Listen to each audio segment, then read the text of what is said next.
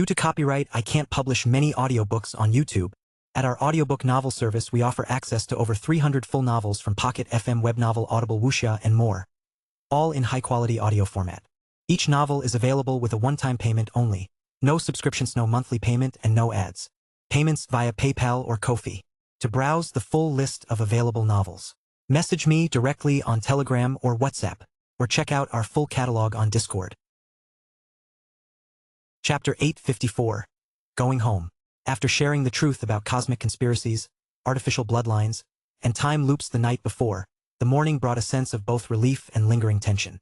The 5 women I loved now understood the full scope of what we were dealing with, but that knowledge came with its own weight of responsibility. There's something else I learned from last night's encounter with Alisara, I said, breaking the contemplative silence that had settled over our breakfast. Something concrete about our immediate situation. What kind of something?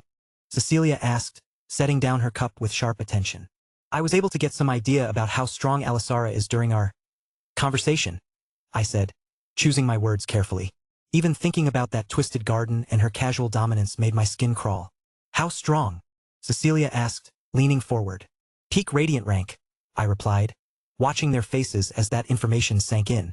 After everything I'd told them about cosmic engineering and artificial destinies, this was the most immediate practical concern. Strong enough that I'd need to reach high radiant rank just to pose a real threat to her. Rachel's expression tightened with maternal concern. That's going to take time. She won't just sit around waiting for you to get stronger. Actually, she will, I said, remembering the twisted certainty in Alisara's voice when she'd explained her goals. She won't attack me until it's time. That's the only advantage I have right now. What do you mean? Rose asked with professional curiosity. She wants to break me at my peak, I explained, feeling uncomfortable just saying it out loud. She's not interested in defeating someone who hasn't reached their full potential. In her mind, proving her superiority means waiting until I've achieved everything I'm capable of, then showing me it still isn't enough. That's fucked up, Cecilia said bluntly, her chaos magic flickering slightly in response to her anger. It's also our tactical advantage, Reika pointed out with quiet insight. Her obsession gives us time to prepare without facing immediate assault. I leaned back in my chair, feeling mentally drained just thinking about the psychological complexity of Alisara's fixation. There's no point obsessing over Alisara right now. She's too strong for direct confrontation. All I can do is keep getting stronger and hope that when the time comes, I'll be ready. What about other threats? Serafina asked, steering the conversation toward more manageable problems. You mentioned that your knowledge of the original story gave you insight into what we're facing. Well, I've dealt with most of the major problems from the original saga of the Divine Swordsman, I said, mentally cataloging the threats that had been eliminated.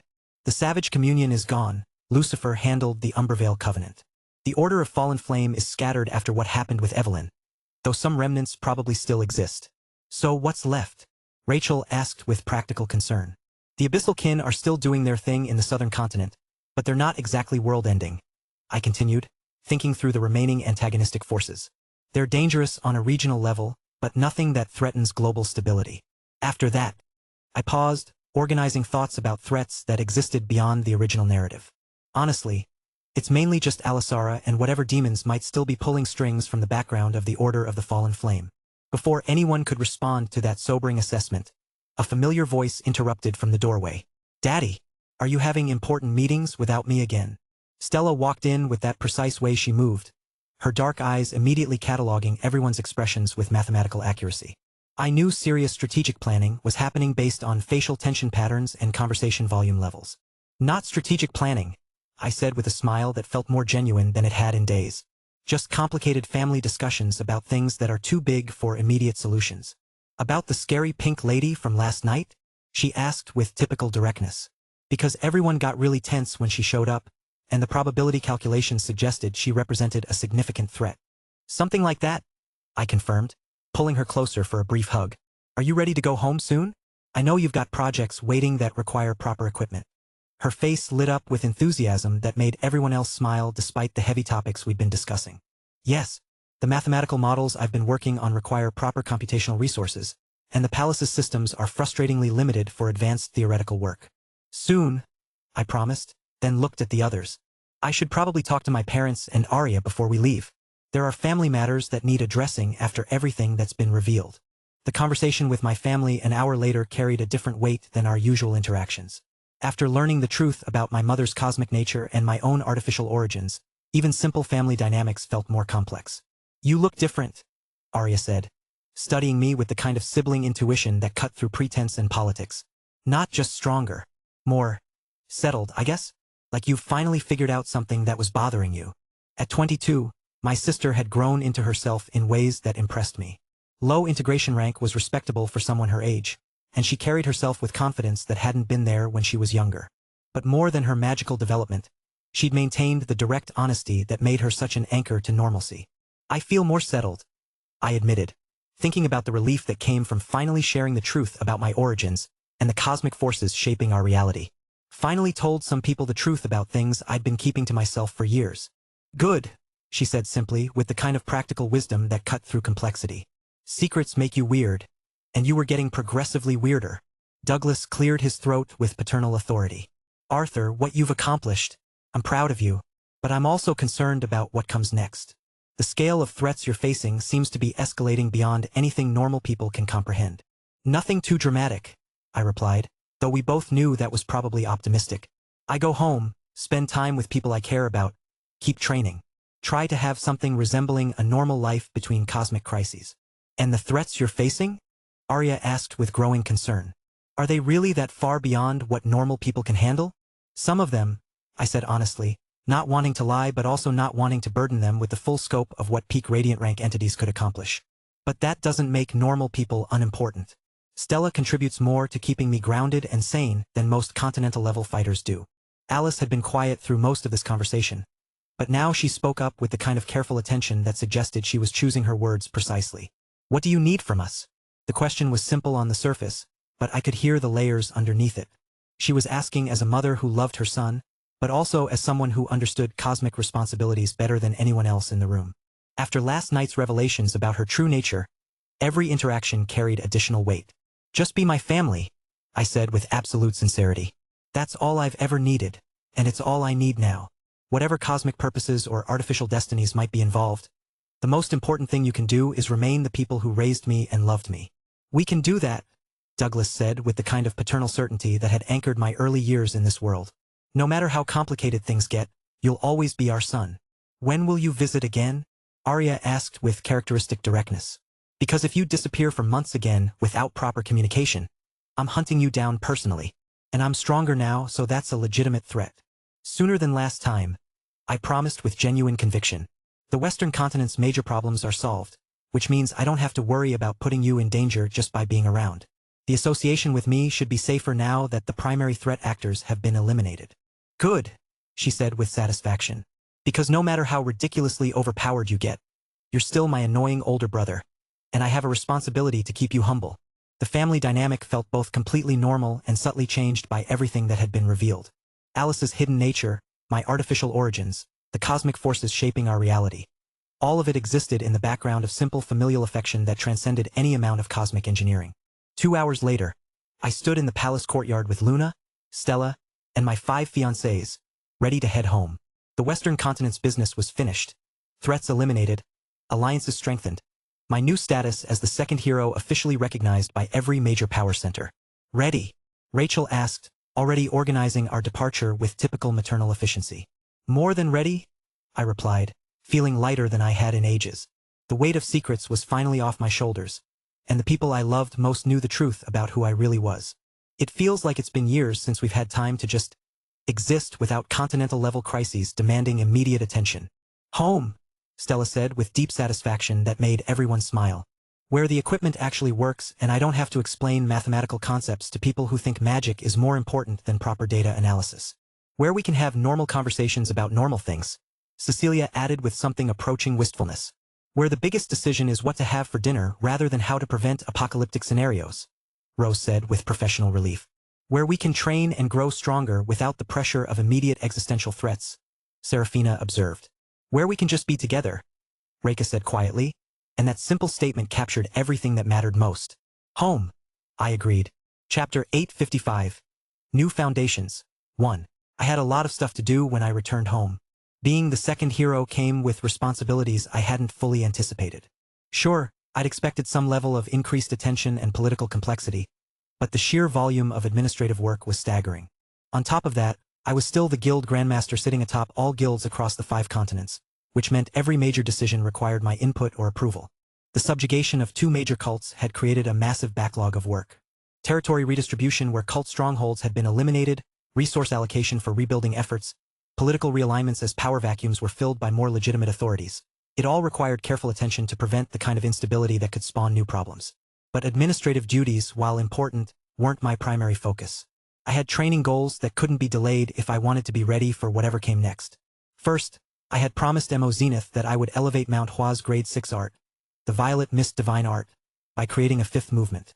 The problem was that before I could improve upon something, I needed to master it completely. So I was spending considerable time learning the arts existing for movements, understanding the philosophical foundations that made it so effective. Second, I was working on stabilizing my body so I could fully absorb Bahamut's Dragon Heart and break through to mid-radiant rank.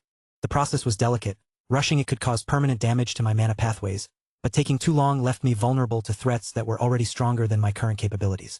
The political rewards from our recent victories had been substantial, though not unexpected. Quinn Slatemark had promoted Rose's father to Duke Springshaper, recognizing both his contributions to imperial administration and his daughter's role in defeating a calamity.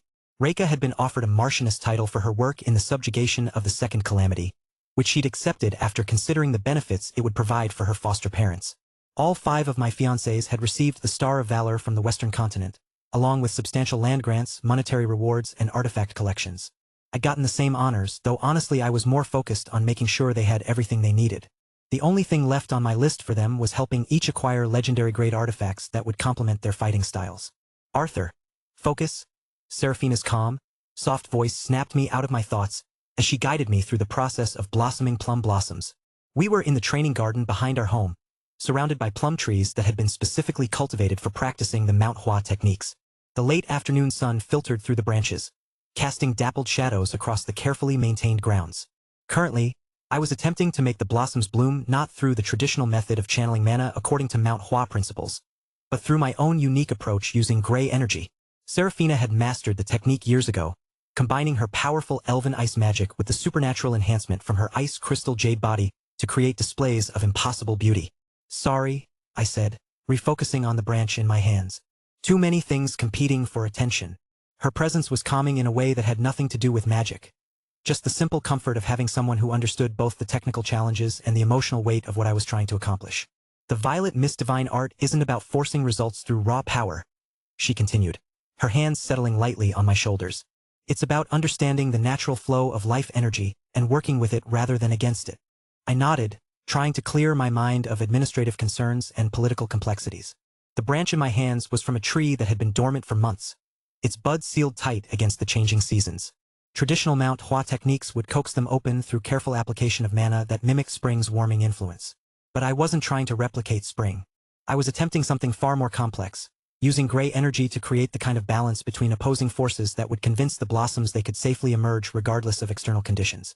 Feel the potential within the branch, Seraphina said softly, her breath warm against my ear. Every bud contains the possibility of beauty, but it's waiting for the right conditions to manifest. I closed my eyes, extending my enhanced senses into the dormant wood. There I could feel it, the compressed life force waiting within each sealed bud, the genetic programming that would respond to the proper stimuli. But understanding the mechanism and successfully triggering it were entirely different challenges. Gray energy began to flow through my hands in carefully controlled patterns. Not the overwhelming torrent I'd used against Gideon, but precise applications that sought to create the exact balance necessary for healthy growth. The space between creation and destruction, between dormancy and activity, between potential and manifestation. For a moment I thought I felt something respond. The smallest bud on the branch seemed to tremble slightly, as if considering whether to trust the energy I was offering. Then nothing. The branch remained stubbornly dormant, its buds sealed as tightly as when I'd begun. Fuck, I muttered, opening my eyes to stare at my apparently failed attempt. Language, Seraphina said with amusement, though her tone carried understanding rather than criticism. And you're being too impatient. This isn't a technique you master in an afternoon. I've been working on it for weeks, I protested. Though even as I said it I realized how ridiculous that sounded. Most grade 6 arts took years to master completely, and I was attempting to adapt one using energy that operated on principles no one else fully understood. And you've made progress, she pointed out with characteristic insight.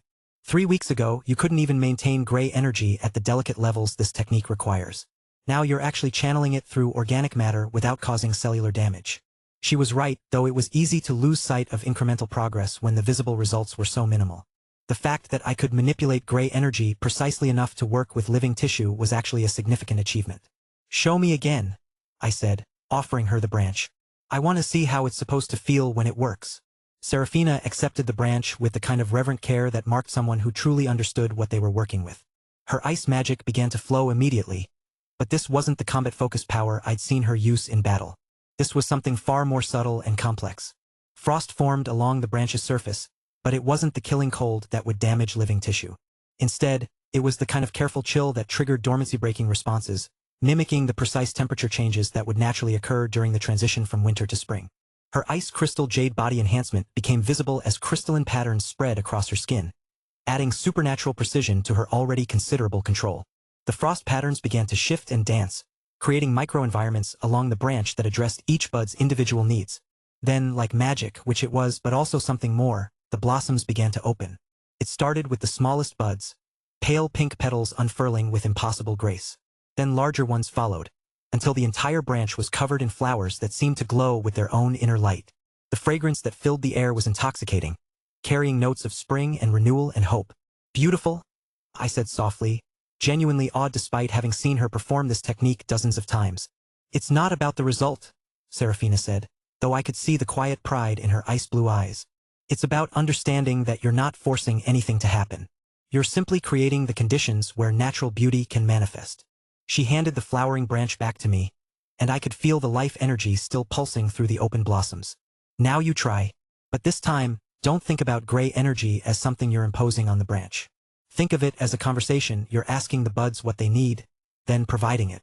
I accepted the branch, noting how the already open blossoms seemed to pulse in rhythm with my heartbeat.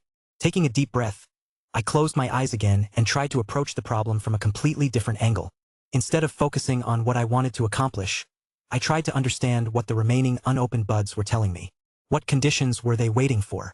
What balance of forces would convince them it was safe to emerge? Gray energy flowed through my hands again, but this time I wasn't trying to direct it toward any specific outcome. Instead, I was simply offering it as a resource, letting the branch's natural systems determine how to use it. For a long moment, nothing happened. Then, a single bud, smaller than the others, began to stir. It was the tiniest movement, barely visible, but I could feel it through the connection gray energy had created between us. The bud was testing the energy I was offering, determining whether it could trust this unfamiliar source of nourishment. There, Serafina whispered, her hand finding mine where it touched the branch. Feel that? You're not forcing it. You're inviting it. The bud continued its cautious exploration of the gray energy, and I tried to remain as still and patient as possible. This wasn't about demonstrating power or achieving rapid results. This was about building trust with something that operated on completely different principles than combat magic. Slowly, almost imperceptibly, the bud began to swell. Then, like a small miracle, it opened. The blossom that emerged was unlike the others Serafina had coaxed forth. Where hers had been pale pink and traditionally beautiful, mine was something entirely new. Petals that seemed to shift between silver and violet, with edges that caught light in ways that suggested depth beyond normal perception.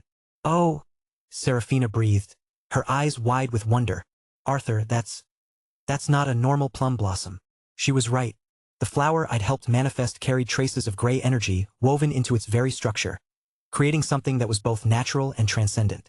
It was still recognizably a plum blossom, but enhanced in ways that spoke to the space between ordinary and extraordinary.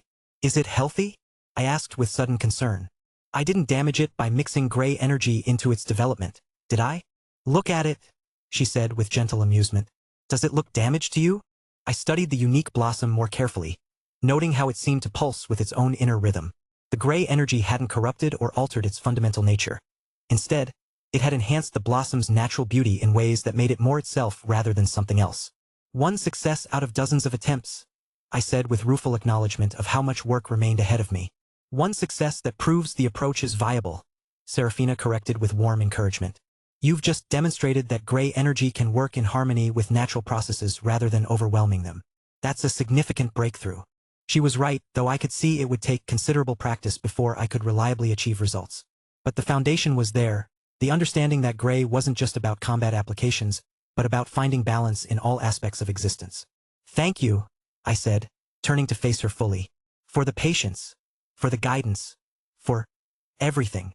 Thank you for trusting me enough to learn something that matters to my family's traditions, she replied, her ice blue eyes reflecting depths of emotion that had nothing to do with magical technique, and for creating something beautiful in the process. Chapter 856. New Foundations. 2. The weeks following our return home had fallen into a rhythm that felt almost normal, despite the cosmic responsibilities weighing on my shoulders. While I focused on training and managing guild affairs, my fiancés had their own priorities to address. Rachel had returned to the northern continent 3 days after our arrival, called back by urgent family business that couldn't be delayed. The Creighton family was in the process of absorbing the vast territories that had once been under Umbervale Covenant control, a massive undertaking that required careful political maneuvering and practical administration. The land redistribution alone will take months, she had explained during our last breakfast together before her departure. But the real challenge is the miasma contamination. Centuries of cult activity have left the soil itself corrupted in ways that normal purification methods can't address.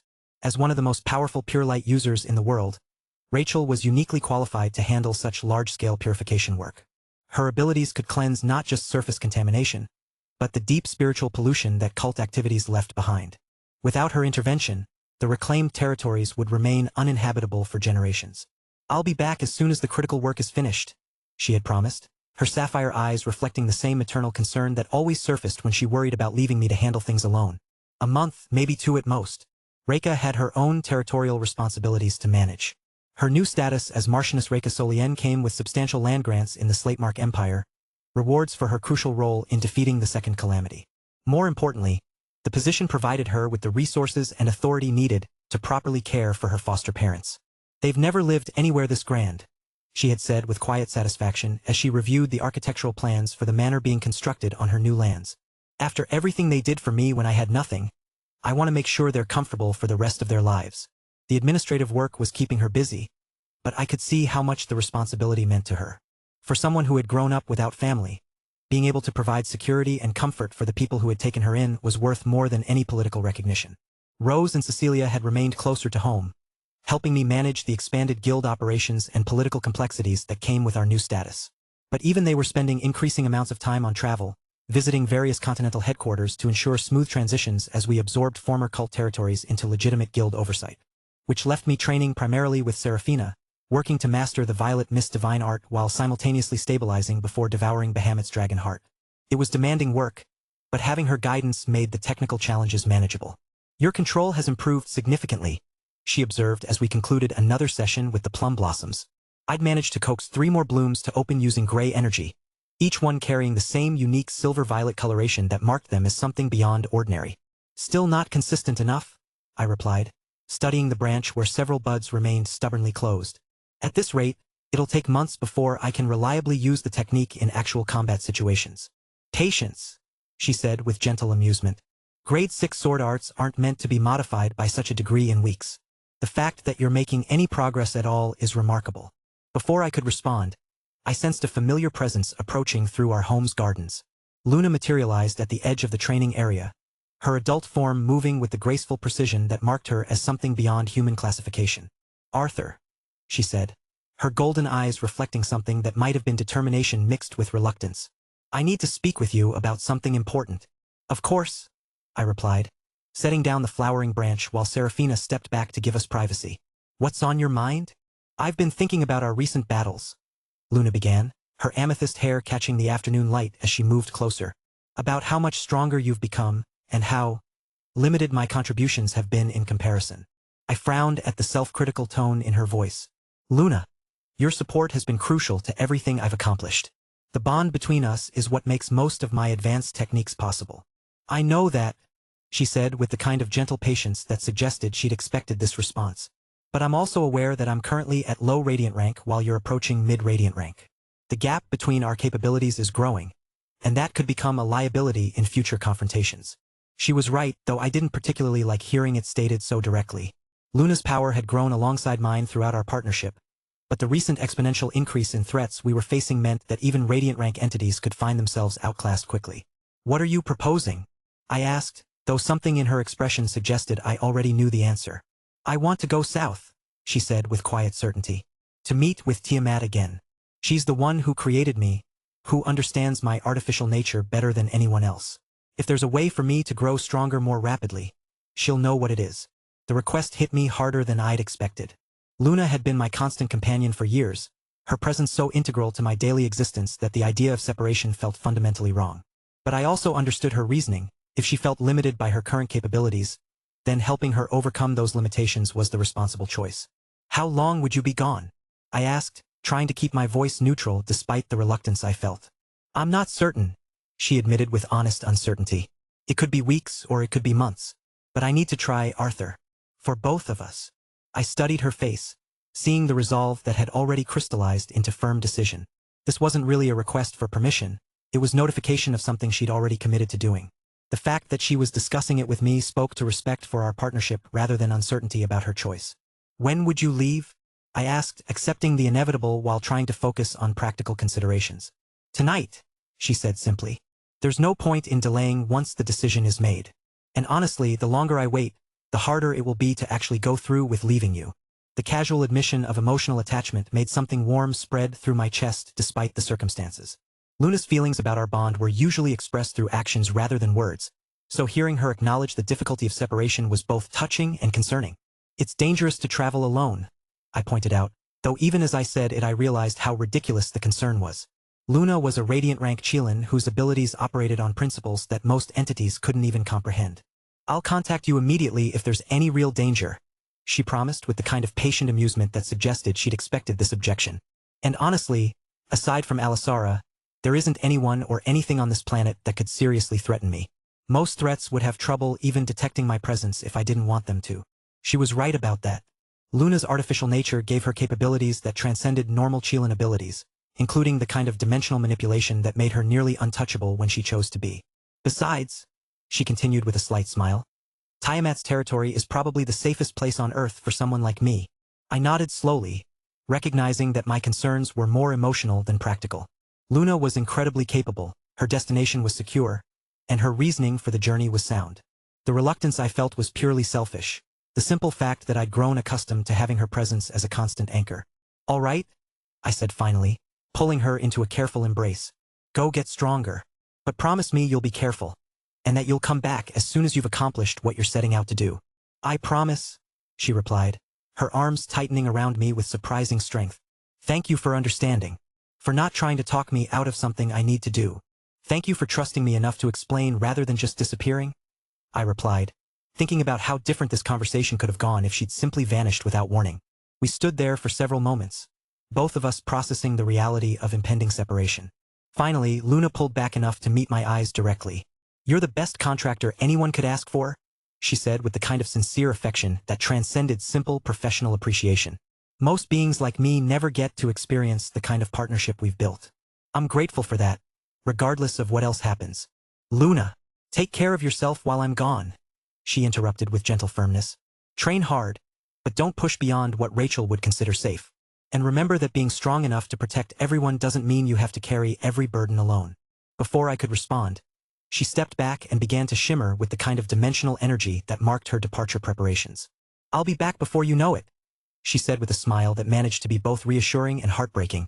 Then she was gone, leaving only the faint scent of starlight and the echo of amethyst hair catching afternoon sun.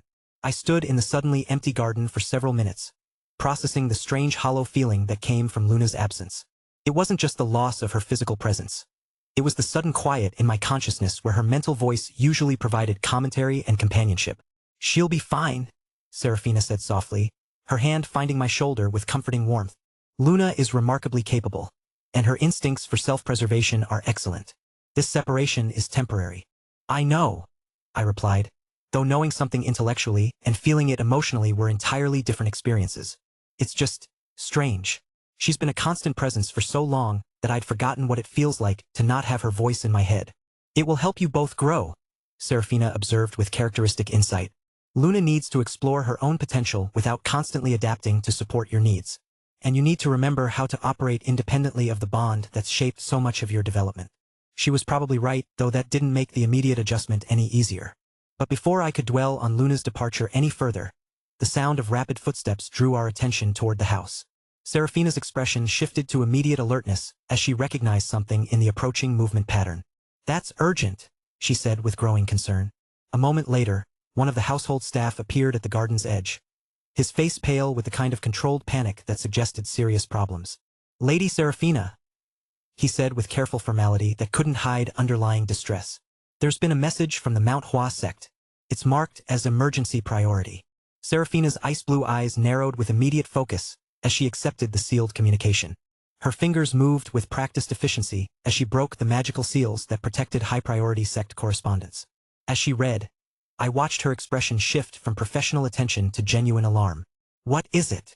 I asked, though something in her body language suggested I wasn't going to like the answer. "Ran has gone missing," she said quietly, her voice carrying the kind of controlled tension that marked someone processing unexpected crisis. Chapter 857.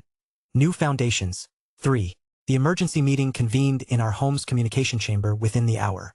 Rose and Cecilia had been pulled away from their respective guild administration duties, while magical holograms flickered to life as Rachel and Reika joined us from their distant locations. "This better be genuinely urgent," Rachel said through the holographic projection, though her concern was evident despite the slight delay in transmission. "I'm in the middle of purifying a particularly stubborn miasma contamination that's been resisting conventional methods." "It is," Serafina replied with uncharacteristic terseness, her ice-blue eyes reflecting stress that went deeper than simple professional concern. "Ren has been missing for 3 days. The shift in atmosphere was immediate. All 5 women understood the implications.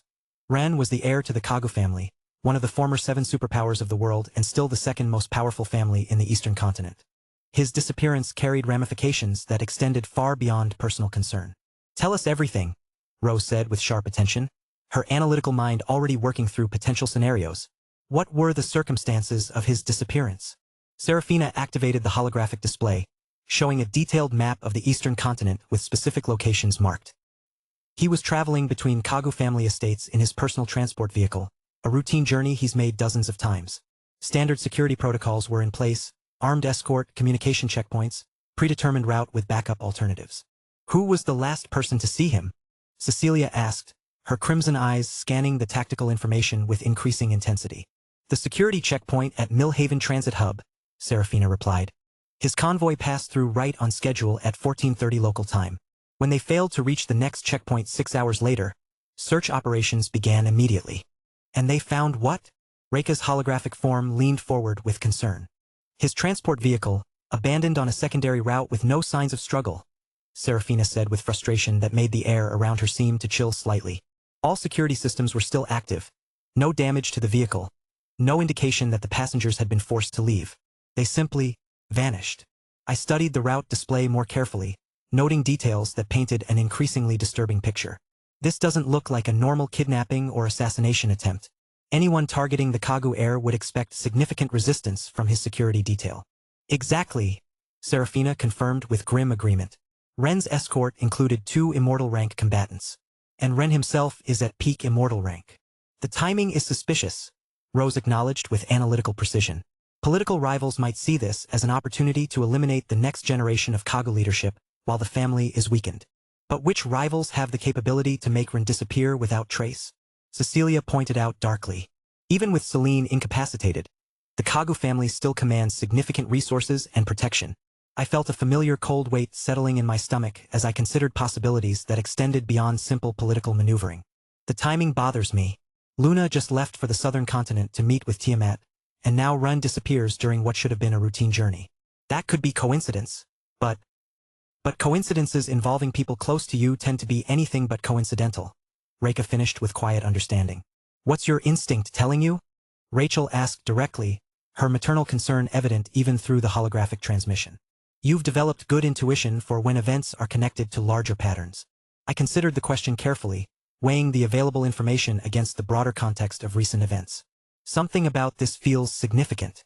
Not just political maneuvering or family rivalry, but part of something bigger that we haven't identified yet. The method bothers me most," I continued, studying the tactical display.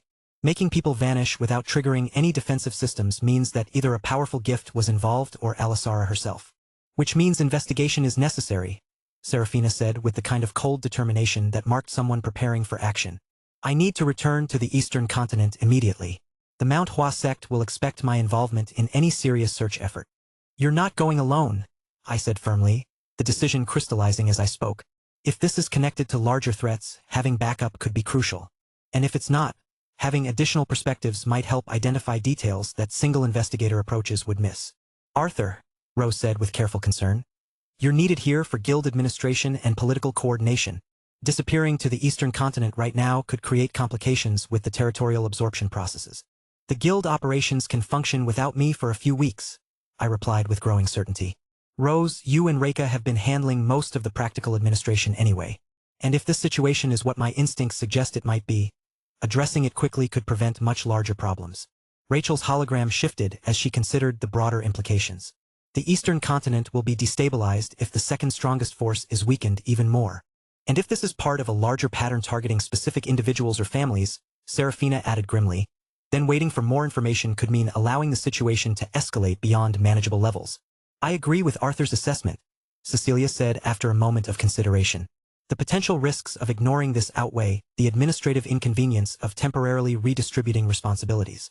Rose and I can handle guild coordination, she continued with characteristic confidence.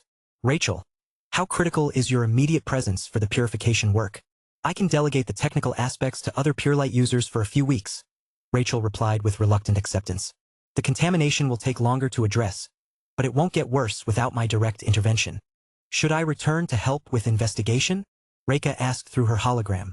My territorial administration can function with deputy oversight. Not yet, I decided after brief consideration. If this develops into something requiring additional support, we'll contact everyone immediately.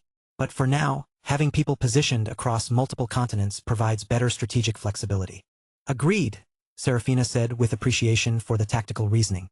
If something is targeting specific individuals or families, spreading our assets reduces the chance of comprehensive disruption. When do we leave? I asked, already mentally organizing the preparations necessary for travel to the eastern continent. Tomorrow morning, Serafina replied without hesitation. Every hour of delay makes the trail colder and reduces our chances of finding useful information. I'll arrange high-speed transport and secure communications, Rose said with efficient planning already evident in her voice.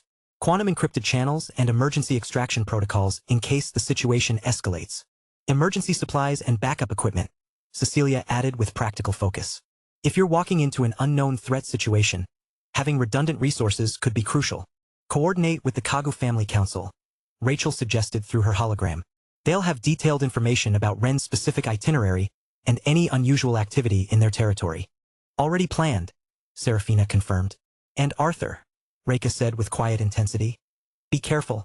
Your instincts about connected patterns have been accurate before, but they've also led you into situations that nearly got you killed. I'll be careful, I promised. Though we all knew that careful had relative meaning when dealing with threats that could make superpower heirs vanish without trace. No unnecessary risks, Rachel added with maternal firmness. Run is important, but you can't help him if you get yourself captured or killed in the process. Understood, I replied, appreciating the concern while recognizing the impossibility of guaranteeing safety when walking into unknown situations. Regular check-ins, Cecilia insisted with characteristic intensity. Every 12 hours minimum, more frequently if circumstances permit. If we don't hear from you on schedule, we mobilize everyone for rescue operations. Agreed, Serafina said with understanding. It was time for us to go to the east. Chapter 858. Just us. I love afternoons like this, when it's just me and Daddy in his study and nobody needs him to save the world or make important decisions.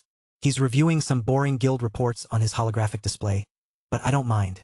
Sometimes it's nice just being in the same room, even when we're doing different things. The soft blue glow from his screens makes everything feel cozy and peaceful. You're staring again, Daddy says without looking up from the floating documents. I wasn't staring. I was thinking, I protest, curling my legs up under me in the big reading chair that's basically become mine. It's this super comfortable smart chair that adjusts to however I want to sit. There's a difference. Dangerous territory with you, he says with that smile that makes his whole face look different. What were you thinking about? Just, you've been really busy since we got back from the Western continent. I get why, but I miss having time like this. I fidget with my tablet where I've been working on some drawings. When it's just us, you know? No emergency calls or hologram meetings or people needing the second hero for important stuff. Daddy waves his hand and the holographic reports disappear, then turns his chair to face me properly. I miss it too. Being the second hero comes with way more administrative work than I expected. Sometimes I think fighting calamities was easier than dealing with all the paperwork. Paperwork is stupid, I say, which makes him laugh. Completely agree. But necessary stupid. He stands up and stretches. What do you want to do with our admin-free afternoon? The question makes me bounce a little in my chair because when Daddy asks what I want to do, he really means it. He won't check his communicator or get distracted by guild stuff. For however long we have, I'm the most important thing, and that feeling is better than anything. Can we work on that transportation thing I showed you last week? I ask hopefully. I had some new ideas about your gray energy and how it might work with regular technology. Of course, he says, already clearing space on his desk and activating a larger holographic workspace. Show me what you've been thinking about. I practically jump out of my chair to grab my tablet, then sync it with his display system. My drawings and notes appear in the air between us in full color. They're not amazing art or anything, but they show what I mean. Sleek vehicles that could use gray energy somehow. So I was thinking, I start manipulating the hologram to show my favorite design. I know you can teleport yourself instantly anywhere you want using gray energy, but what if we could make vehicles that use some of that same principle? Daddy leans forward, studying my sketches with real interest. Tell me more about how you think that would work. Well, your teleportation works because gray energy exists between different states, right? Like, between being here and being there. I pull up another drawing that shows what I imagine the energy looking like. So what if we could build vehicles that use that same idea, but instead of instant teleportation, they could just go really, really fast? He pauses, rotating the hologram to look at it from different angles. Actually, that's really clever, Stella. I hadn't thought about applying gray energy principles to transportation technology. His praise makes me feel warm and proud. Daddy never says things are good just to be nice. When he says something's clever, he means it. I think it could revolutionize how people travel. I continue excitedly. Like, instead of taking hours to fly between continents, maybe it would only take minutes. And it wouldn't need those huge fusion cores that regular aircraft use. Walk me through how you think the interface would work, he says, pulling up additional design tools so we can modify my drawings together. For the next hour, we dive deep into my ideas. Daddy asks questions that help me think through problems I hadn't considered, and he shows me things about gray energy that give me new ideas. We redesign the vehicles together, adding details and solving technical challenges. The tricky part would be making it safe for passengers. I explain, adding safety systems to our design. Your teleportation only works for you because you can control gray energy directly. But regular people would need some kind of protection system. What if we designed containment fields that could extend gray energy properties to everything inside them? Daddy suggests sketching out his idea in the hologram. Yes, like a bubble of gray energy that could move through space. I get excited and start drawing faster. And we could have multiple safety backups in case anything went wrong. You could change how civilization works, Daddy says, and his eyes have that bright look he gets when he's really fascinated by something. This is the kind of innovation that could make the world fundamentally different. Really? I ask, even though I can tell from his voice that he means it. Really? He confirms. Then reaches over to mess up my hair in that gentle way that doesn't actually mess it up. You have an incredible imagination, kiddo. I love seeing how your mind works. That's what I love most about time with Daddy. He doesn't think I'm weird for having big ideas or for seeing things differently than other kids my age. He just listens like everything I say matters, like my thoughts are as important as any adult's. What else have you been working on? He asks, settling back in his chair. I pull up another section of my tablet where I'd been sketching different things. I've been thinking about combat applications too, like watching how you fight and trying to understand patterns. Patterns in fighting? Yeah, most people have habits when they're in battle. They favor certain moves, or they react predictably when they're surprised or scared. I show him my drawings of different fighting stances and techniques. So if you could predict what someone's going to do next, you could counter it before they even finish the move. You've been analyzing combat techniques, he says, sounding both impressed and amused. I analyze everything, I admit with a shrug. People are interesting. Like, you always put yourself between danger and other people, even when there might be smarter tactical options. And when someone you care about is threatened, you get this look in your eyes and you stop thinking about your own safety completely. Daddy goes quiet for a moment, and I wonder if I said something wrong. Sometimes adults get uncomfortable when I notice things about them that they don't realize they do. Does that worry you? He asks seriously. I think about it for a few seconds. Kind of. You get hurt a lot because you protect people instead of protecting yourself first. But, I pause, trying to find the right words. You wouldn't be you if you didn't care about people that much. That's what makes you a real hero, not just someone with strong powers. Smart and wise, he says softly, reaching over to squeeze my hand. How did I get so lucky to have you in my life? It wasn't luck, I say matter-of-factly. You chose to care about me even though I'm different from other kids and think about strange things. That was a decision you made. Best decision I ever made, he says with that voice he uses when he's being completely serious. We keep working on projects for another hour. Daddy shows me some new applications of gray energy that I'd never thought of, and I show him more of my vehicle designs and combat analysis. We build on each other's ideas, making them better and more detailed. It's perfect, just us, sharing cool thoughts and creating things together. But then I start noticing the little changes that mean our time is ending. The way his eyes occasionally flick toward his communication device when it chimes softly. How his shoulders get a bit tense. The expression that crosses his face when he's thinking about responsibilities beyond our conversation. You have to leave somewhere, don't you? I say quietly, minimizing our holographic workspace. Daddy sighs, and I can see the regret in his expression. How did you know? You get this look when something important is happening that you need to deal with. I save our work and close my tablet slowly. And Serafina's been tense all day. I noticed it at breakfast. She was doing that thing where she gets really focused and quiet when she's worried. Stella, he starts, using that careful voice he has when he needs to tell me something I won't like. It's about Run, isn't it? I ask because I caught enough fragments of conversation to piece together the basic situation. He's missing and you're going to the Eastern continent to help find him. Yes, he says, not trying to hide it from me. He never treats me like I'm too young to understand important things. Serafina and I leave tomorrow morning. Even though I was expecting it, hearing him confirm it makes my chest feel tight and hollow. How long will you be gone? I don't know, he admits honestly. Hopefully not long, but investigations are unpredictable. Could be a few days or it could be longer.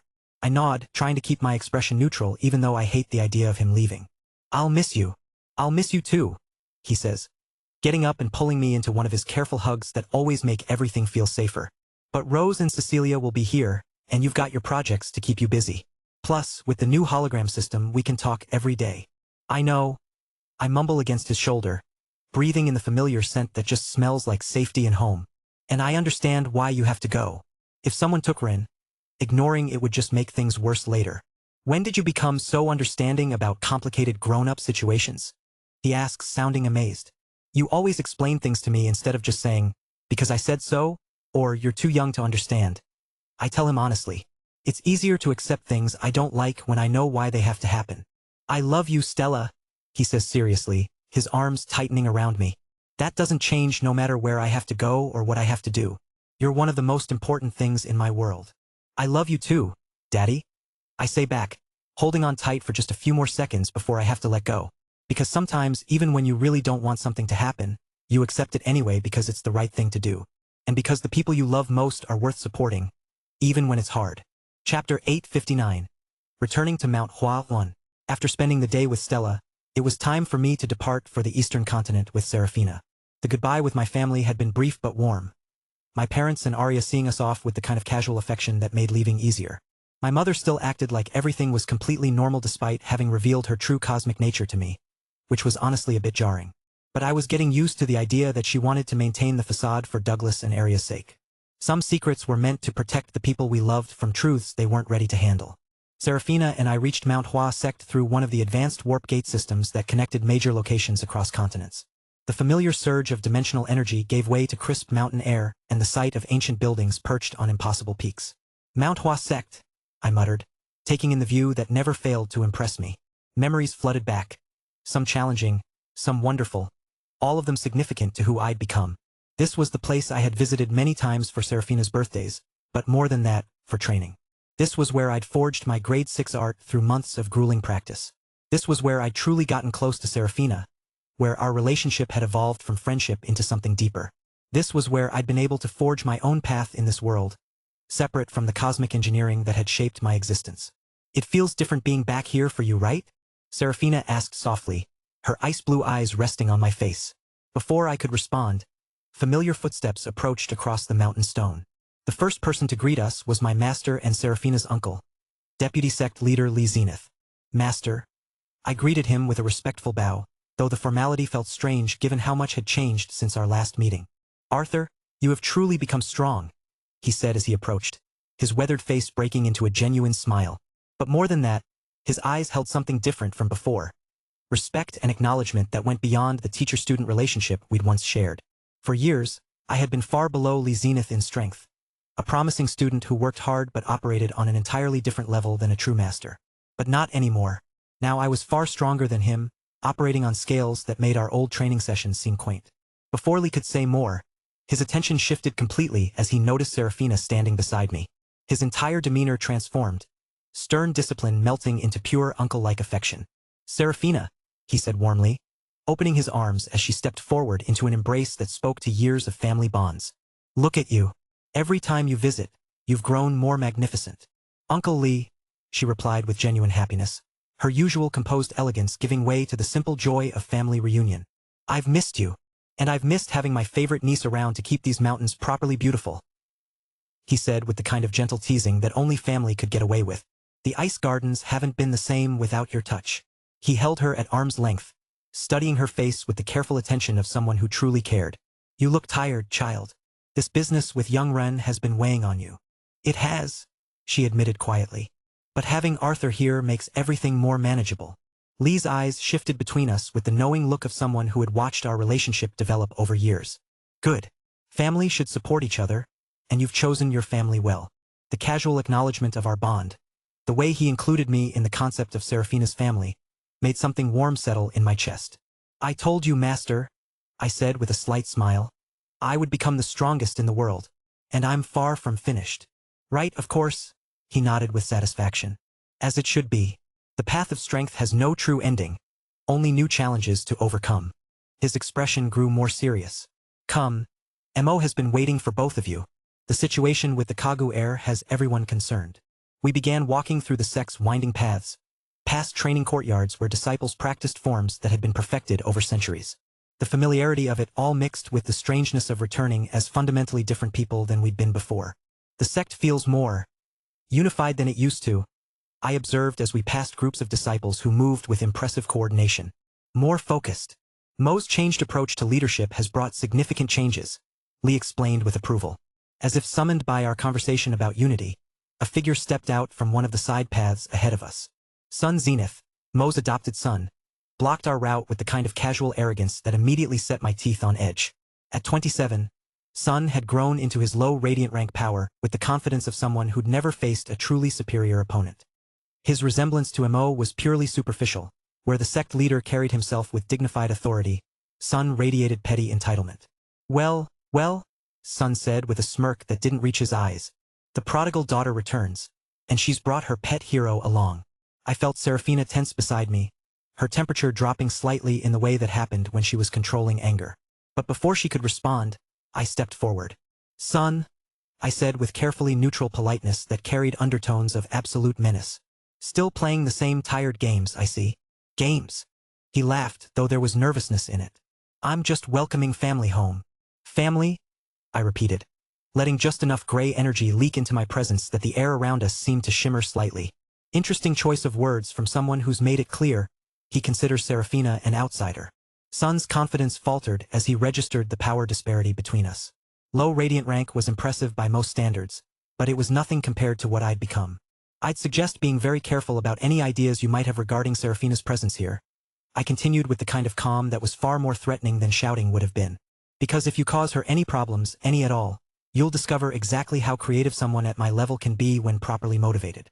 The threat hung in the air between us like a blade. Sun's face went pale as he processed what I just told him, understanding finally dawning that he was no longer dealing with the promising student who'd once trained here.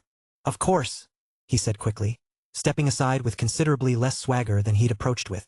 "No problems here. Just family greetings." "Excellent," I replied with a smile that didn't soften the warning at all. "I'm sure Mo is eager to see us." We continued past Sun without another word, leaving him standing in our wake looking considerably less confident than when the encounter had begun. "You didn't have to do that," Serafina said quietly once we were out of earshot, though I caught the slight smile in her voice. "Yes, I did," I replied firmly.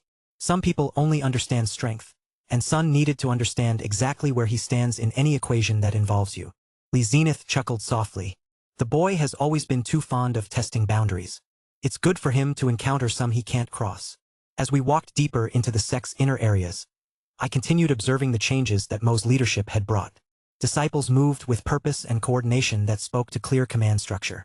Training schedules were posted prominently and followed precisely. Even the architecture seemed better maintained, with repairs and improvements that reflected pride in the sect's heritage. Mo has transformed this place, I commented with genuine admiration. He understands that strength comes from unity as much as individual power, Lee explained. When everyone works toward the same goals, the whole becomes greater than the sum of its parts. We approached the private areas reserved for the Zenith family, where guest quarters and meeting rooms offered more intimate settings for important discussions. But as we passed one particular path, Serafina paused with a wistful expression. "Look," she said softly, pointing toward a trail that wound up through carefully maintained gardens toward the sound of falling water. "The private waterfall.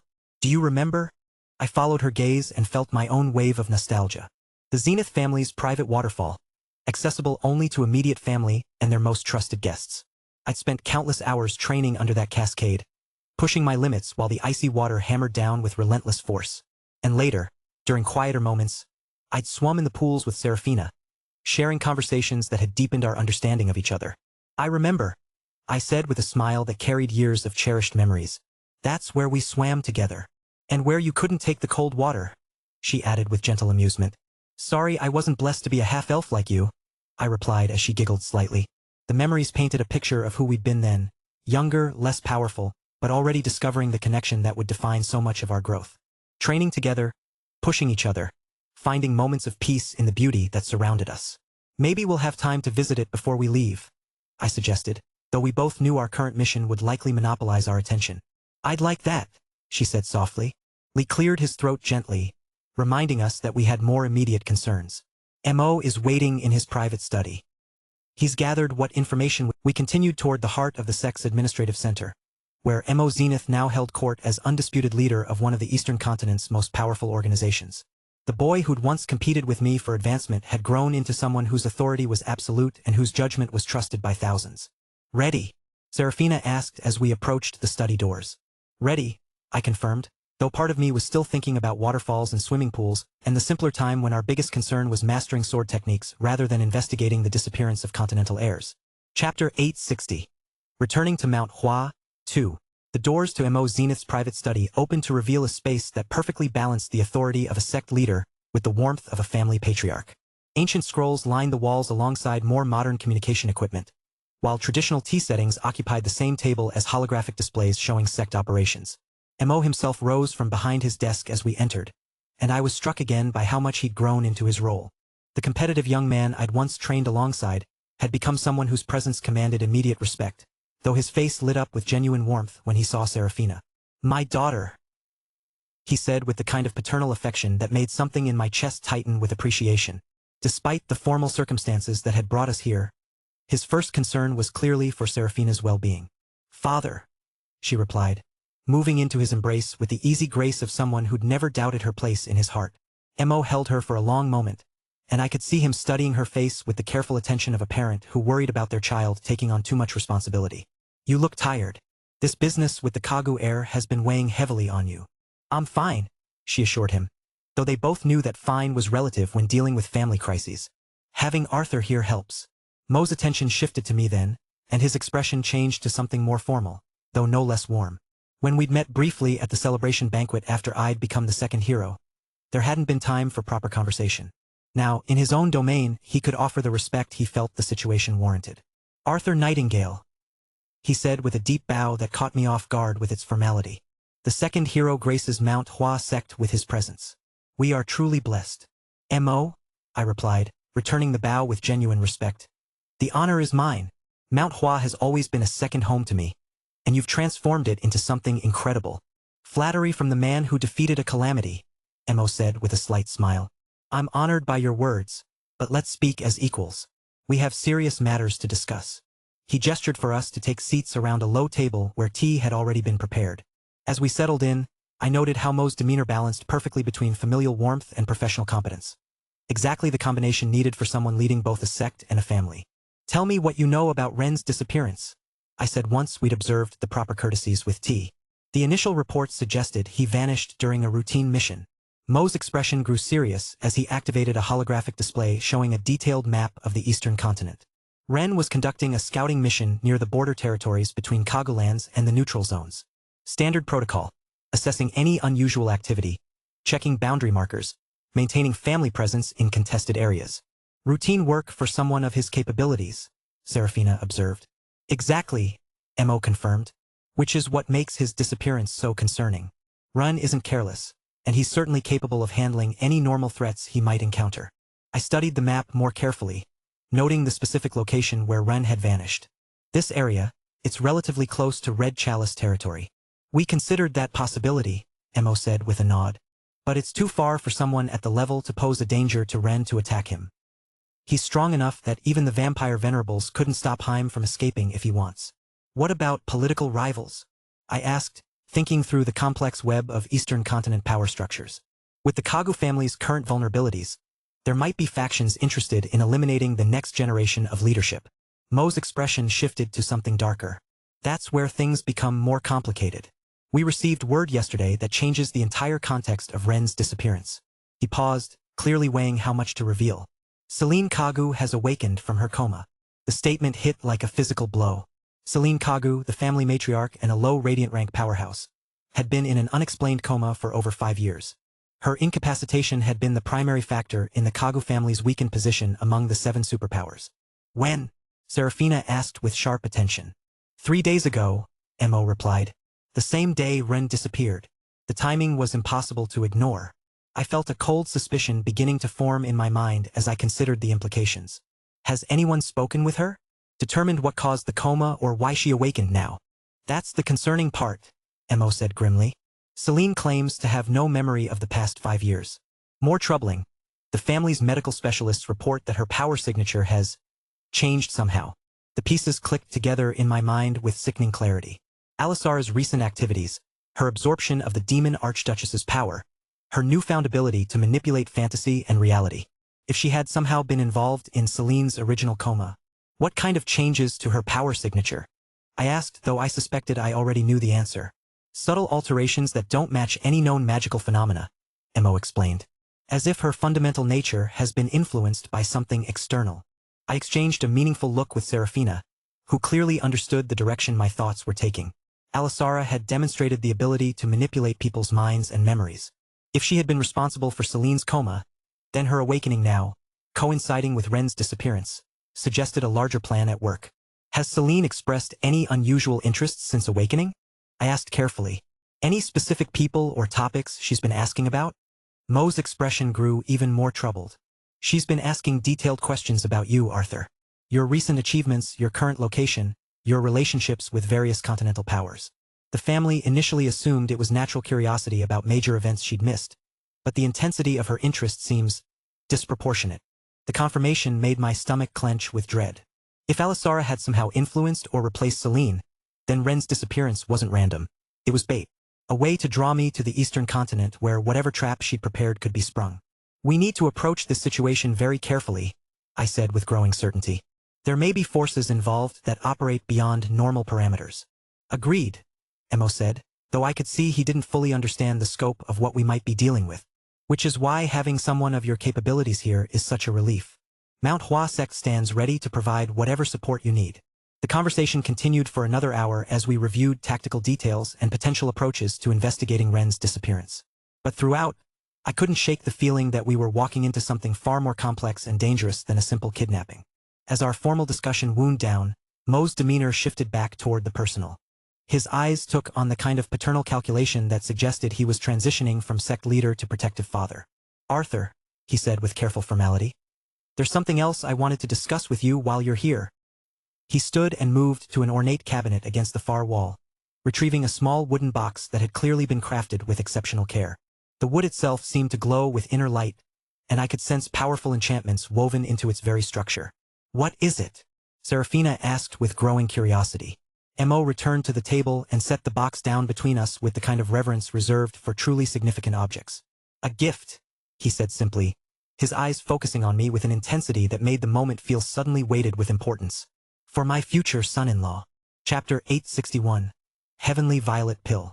Inside the ornate box lay 5 pills that seemed to capture the very essence of spring itself. Each one was perfectly spherical, about the size of a large pearl, with a deep violet color that seemed to shift and swirl like living liquid. Tiny flecks of what looked like crystallized starlight dotted their surfaces, and the faint fragrance that rose from them carried notes of plum blossoms and something indefinably pure. "Heavenly violet pills," Emo said with quiet pride, his voice carrying the reverence of someone discussing a masterpiece. "Each one represents years of preparation and resources that would bankrupt most organizations." I stared at the pills, feeling power radiating from them in waves that made my enhanced senses tingle. Whatever these were, they operated on principles that went far beyond normal alchemical theory. "What exactly are they?" Serafina asked, leaning closer to study the contents of the box. Her ice-blue eyes reflected genuine amazement at whatever she was sensing from the pills.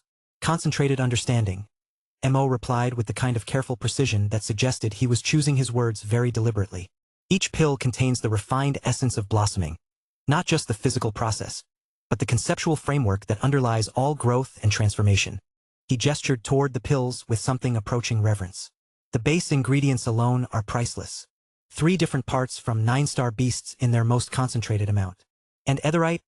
I observed, recognizing the distinctive shimmer that marked the presence of the universe's most precious substance. "How much?" 300 grams per pill," Mo said quietly, and I felt my breath catch at the implications. Etherite was precious without comparison.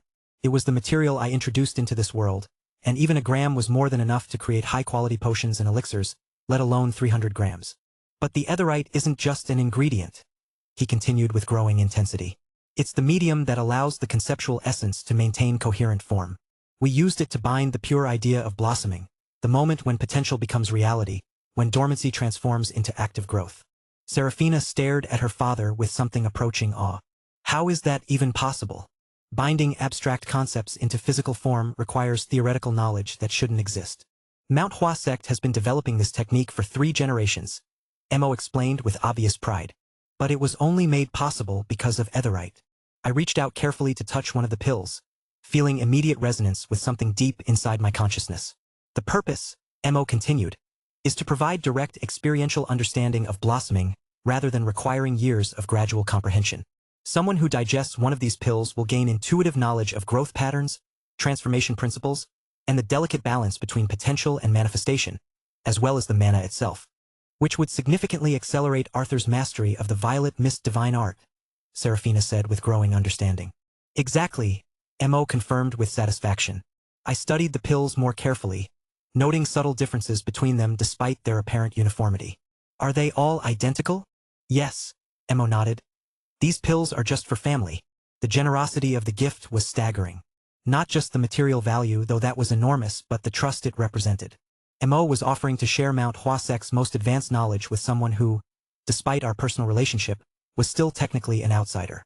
"Mo," I said carefully, "this is incredibly generous, but I can't accept something this valuable without understanding what you expect in return." "I expect you to become stronger," he replied with absolute sincerity. "Strong enough to protect my daughter, strong enough to face whatever threats emerge, strong enough to honor the trust our family is placing in you." His words carried weight that went beyond simple expectation. This wasn't just about personal relationships, it was about continental politics, family alliances, and the kind of strength needed to maintain stability in an increasingly dangerous world. "The other expectation," he continued with a slight smile, "is that you'll use this knowledge to elevate the violet mist divine art beyond its current limitations, create the 5th movement you promised, and perhaps even lay the groundwork for future advances." "I can do that," I said with growing certainty. The theoretical gaps in my understanding had been the primary limitation on my progress with Mount Hua techniques. If these pills could provide the missing foundations, "Then take your pill," Mo said with encouraging authority. "The others can wait, but yours should be consumed as soon as possible to maximize the benefits." I carefully lifted the pill designated for me, noting how it seemed to pulse with inner light that resonated with my heartbeat. The moment my fingers made contact, I felt gray energy responding with something that might have been anticipation. "Is there anything I should know about the process?" I asked, remembering past experiences with powerful alchemical preparations that had unexpected side effects. "Find somewhere private and quiet," Mo advised. "The pill will take several hours to fully digest, and the process involves significant internal energy fluctuations. You'll want to be undisturbed while your consciousness integrates the new understanding." "The family meditation chambers are available," Serafina suggested. "They're specifically designed for this kind of intensive cultivation work." "Perfect," I agreed, then looked back at Mo with genuine gratitude. Thank you. This kind of trust and generosity, I'll make sure it's not misplaced. I know you will, Mo replied with paternal confidence. Now go. The sooner you begin the integration process, the sooner we can move forward with investigating Ren's disappearance. I stood, carefully cradling the pill while Serafina gave me directions to the meditation chambers. The weight of what I was about to undertake settled over me. Not just the physical process of digesting the pill, but the responsibility that came with accepting such advanced knowledge. Arthur, Mo called as I reached the door. Remember that blossoming isn't about force or speed. It's about understanding the perfect moment when potential is ready to become reality. I nodded with appreciation for the guidance, then made my way through Mount Hua Sec's winding corridors toward the private meditation chambers. Other disciples bowed respectfully as I passed, though I barely noticed their deference. My attention was focused entirely on the pill in my hand and the possibilities it represented. The meditation chamber was a masterpiece of functional design, perfectly circular, with walls carved from single pieces of mountain stone and acoustic properties that seemed to absorb all external sound. Crystalline formations embedded in the ceiling provided gentle illumination, while carefully placed ventilation ensured optimal air circulation. I settled into the lotus position at the chamber center, holding the heavenly violet pill up to study it one final time. The concentrated essence of blossoming, the theoretical knowledge of 3 generations, the trust of a family that had become my own, all of it crystallized into this single sphere. Taking a deep breath, I placed the pill on my tongue and felt it dissolve immediately into pure energy that tasted like spring rain and infinite possibility. Chapter 862. Nostalgia. The integration process was unlike anything I'd ever experienced. As the heavenly violet pill dissolved, waves of understanding crashed through my consciousness like a spring flood breaking through winter ice. It wasn't just knowledge being transferred. It was pure comprehension of concepts I'd been struggling with for months, suddenly crystallizing into perfect clarity. Blossoming. I finally got it. Not just the mechanics of coaxing flowers to open or the theoretical frameworks Mo had tried to teach me, but the fundamental truth underlying all growth and transformation. The precise moment when potential becomes reality, when dormancy gives way to active manifestation, when something hidden finally reveals its true nature. The pill's mana merged with my existing energy reserves, but this wasn't ordinary mana. It carried the concentrated essence of every spring morning, every first bloom, every moment when life chose to emerge despite uncertainty. Hours passed in deep meditation as I processed the transformation. When I finally opened my eyes, the chamber felt different. Smaller somehow, as if my perception had expanded beyond its previous limits. I could sense the mountain around me not just as stone and earth, but as a living system where countless small growths and changes were happening every moment. Standing up felt strange at first, like my body needed to remember how to move after such intensive internal work. But as I stretched and tested my balance, I could feel the difference. The violet mist divine art techniques that had been frustratingly difficult before now felt intuitive, like skills I'd possessed for years rather than struggled to learn for weeks. I stepped out of the meditation chamber to find the corridors much busier than when I'd entered. Word had apparently spread that the second hero was visiting Mount Hua Sect, and disciples were gathering with the kind of excited energy that meant something significant was about to happen. Arthur. Mo's voice carried across the courtyard as I emerged into the evening air. How do you feel? Different, I replied honestly, still processing the scope of what had changed. Like I finally understand something I'd been looking at sideways for months. Good, he said with satisfaction, then gestured toward the assembled crowd of sect members. Now come. It's time for Mount Hua to properly welcome the second hero. What followed was both overwhelming and touching. The entire sect had turned out, from senior disciples to kitchen staff. Everyone wanted to see the person who defeated a calamity and earned recognition as one of the world's 2 greatest heroes. But this wasn't the formal, respectful acknowledgement I'd received in political settings. This felt like a family celebrating one of their own. 3 cheers for Arthur Nightingale, someone shouted from the crowd. The second hero trained here, called another voice. Mount Hua Sec's pride. The enthusiasm was infectious, and I found myself grinning despite the formal nature of the situation. These people weren't cheering for political reasons or because protocol demanded it. They were genuinely excited that someone connected to their sect had achieved something extraordinary. Lee Zenith stepped forward with a ceremonial sword across his palms. Arthur, as deputy sect leader, I present you with this blade, forged from the same mountain iron that created the swords of our greatest masters. May it serve you as well as Mount Hua techniques have. The sword was beautiful, with a simple elegance that spoke to centuries of refined craftsmanship. But more than its physical properties, I could feel the symbolic weight. This was acceptance, recognition, a formal acknowledgement that I belonged here. Thank you, I said, accepting the blade with appropriate ceremony. Mount Hua sect has given me more than techniques or weapons. It's given me understanding, family, and a place to call home. The crowd erupted in approval, and for the next hour I found myself caught up in conversations with disciples who wanted to hear stories about recent battles, masters who shared technical insights about advanced sword work, and administrative staff who seemed genuinely delighted to meet someone they'd heard so much about. It was Serafina who finally rescued me from the enthusiastic crowd, appearing at my elbow with perfect timing. "Father wants to speak with you," she said with amusement that suggested she'd been watching me get overwhelmed by well-wishers. We made our way back to Mo's private study, where he was waiting with tea and the satisfied expression of someone who'd watched an important ceremony go exactly as planned. "The sect needed that," he explained as we settled around his table. "Having you here, seeing you accept their welcome, it reminds everyone that Mount Hua produces people who matter on the world stage. I'm honored by their acceptance," I replied sincerely, "and grateful for everything this place has given me." "Speaking of which," Mo continued, glancing toward the windows where the sun was setting behind the mountain peaks, "it's getting quite late. You should stay the night rather than traveling in darkness." I looked outside, surprised to realize how much time had passed during the pill integration and subsequent welcome ceremony. The meditation had taken longer than I'd expected, and the celebration afterward had stretched into evening. "That sounds reasonable," I agreed. "Is there somewhere?" "You'll stay in the family quarters, of course," Mo interrupted with the kind of casual authority that brooked no argument. "Serafina can show you to the guest room we keep ready for important visitors." "Thank you," I said, though something in Mo's tone suggested this arrangement had been planned rather than spontaneous. "Excellent," he replied with satisfaction. "Now you two should get some rest. Tomorrow we begin investigating Ren's disappearance in earnest, and I suspect we'll need all our energy for whatever we discover." We said our goodnights and made our way toward the family residential section of the sect complex.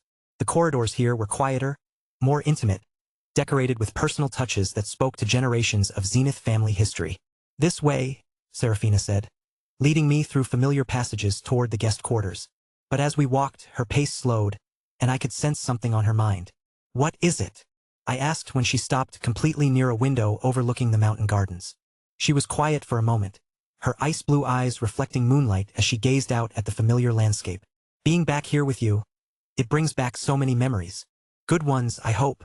The best ones," she confirmed with a soft smile. "All those afternoons training together, figuring out how to make your techniques work with ours, discovering that we could be partners in ways that went beyond just combat." I moved to stand beside her at the window, following her gaze toward the gardens where we'd spent countless hours practicing and talking and slowly falling in love. "I was thinking," she continued, her voice taking on the slightly hesitant tone she used when suggesting something she really wanted but wasn't sure about. "The private waterfall we saw earlier. It's been such a long time since we've had a chance to just be ourselves there." Understanding dawned as I realized what she was suggesting. "You want to go for a swim, just like we used to," she said, turning to face me directly, "before everything became so complicated with continental politics and cosmic responsibilities. When it was just us, and the water, and all the time in the world to remember why we fell in love." The invitation carried layers of meaning that went beyond simple recreation. A chance to reconnect with who we'd been before the weight of heroic status had changed everything.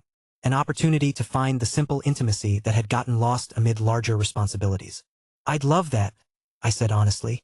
"It feels like forever since we've had time for just us." Her smile brightened with genuine happiness. "Meet me at the waterfall in an hour? It's a date?" I agreed, feeling something warm and anticipatory settle in my chest. As we continued toward the guest quarters, I found myself looking forward to the evening ahead more than I had to anything in weeks. Not because of what might happen, but because of what definitely would happen. Time with Serafina, away from politics and crises and cosmic conspiracies, in a place that held some of our most treasured memories. Sometimes the simplest pleasures were the most precious ones. Chapter 863, Under the Stars.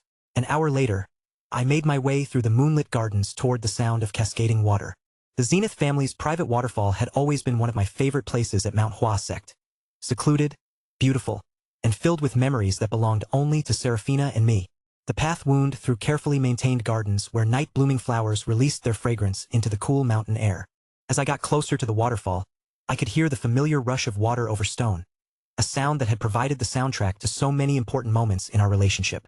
I rounded the final bend and stopped, my breath catching at the sight waiting for me.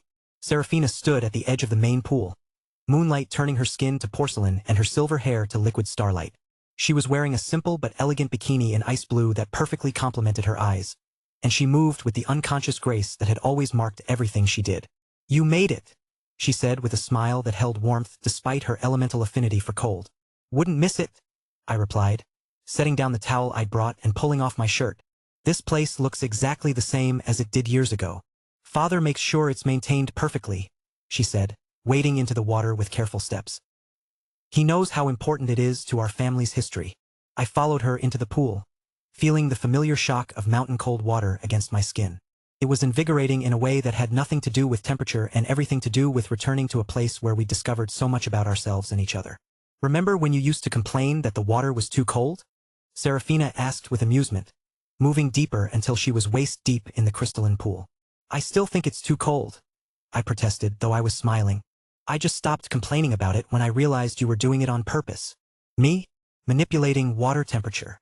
She tried to look innocent, which was difficult to manage when ice crystals were literally forming in the air around her hands.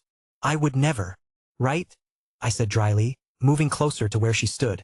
"Just like you would never have tried to freeze my feet to the bottom of the pool during that training session." Her laugh was like silver bells in the mountain air. "You deserved that.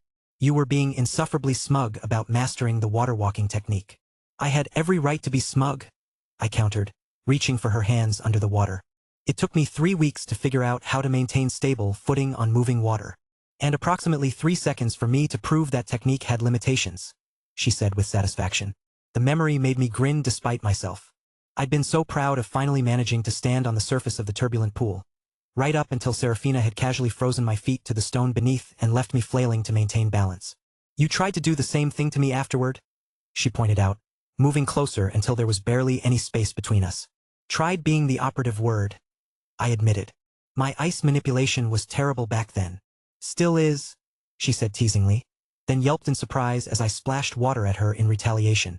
What followed was the kind of playful water fight that would have been impossible with anyone else. Serafina's control over ice and water was absolute, but I'd learned over the years how to use my own abilities to counter her advantages. Gray energy could exist in the space between liquid and solid, making her attempts to freeze me less effective than they'd once been. "Cheating," she accused as I used gray energy to destabilize the ice projectile she'd launched at my head. "Adapting," I corrected, diving under the surface to avoid her next attack. The underwater world of the pool was as beautiful as I remembered, crystal clear water revealing every detail of the stone bottom, with small fish that somehow thrived in the mountain cold darting between carefully placed rocks. I surfaced behind Serafina and wrapped my arms around her waist, lifting her slightly out of the water. "Gotcha?" I said against her ear, feeling her shiver in a way that had nothing to do with temperature. "Unfair advantage," she protested, though she was leaning back against my chest rather than trying to escape. "You're stronger than you used to be." "Everything's different than it used to be," I said more seriously, setting her down but keeping my arms around her. "But this, being here with you like this, it feels exactly the same." She turned in my arms to face me, her ice blue eyes reflecting depths of emotion that went far beyond simple nostalgia. "Do you remember what happened after I froze your feet that day?" I thought back to that training session, to the frustration and embarrassment of being so easily outmaneuvered, to the way Serafina had looked both proud of her success and slightly guilty about the trick she'd pulled. "You helped me break free from the ice?" I said slowly, the memory becoming clearer.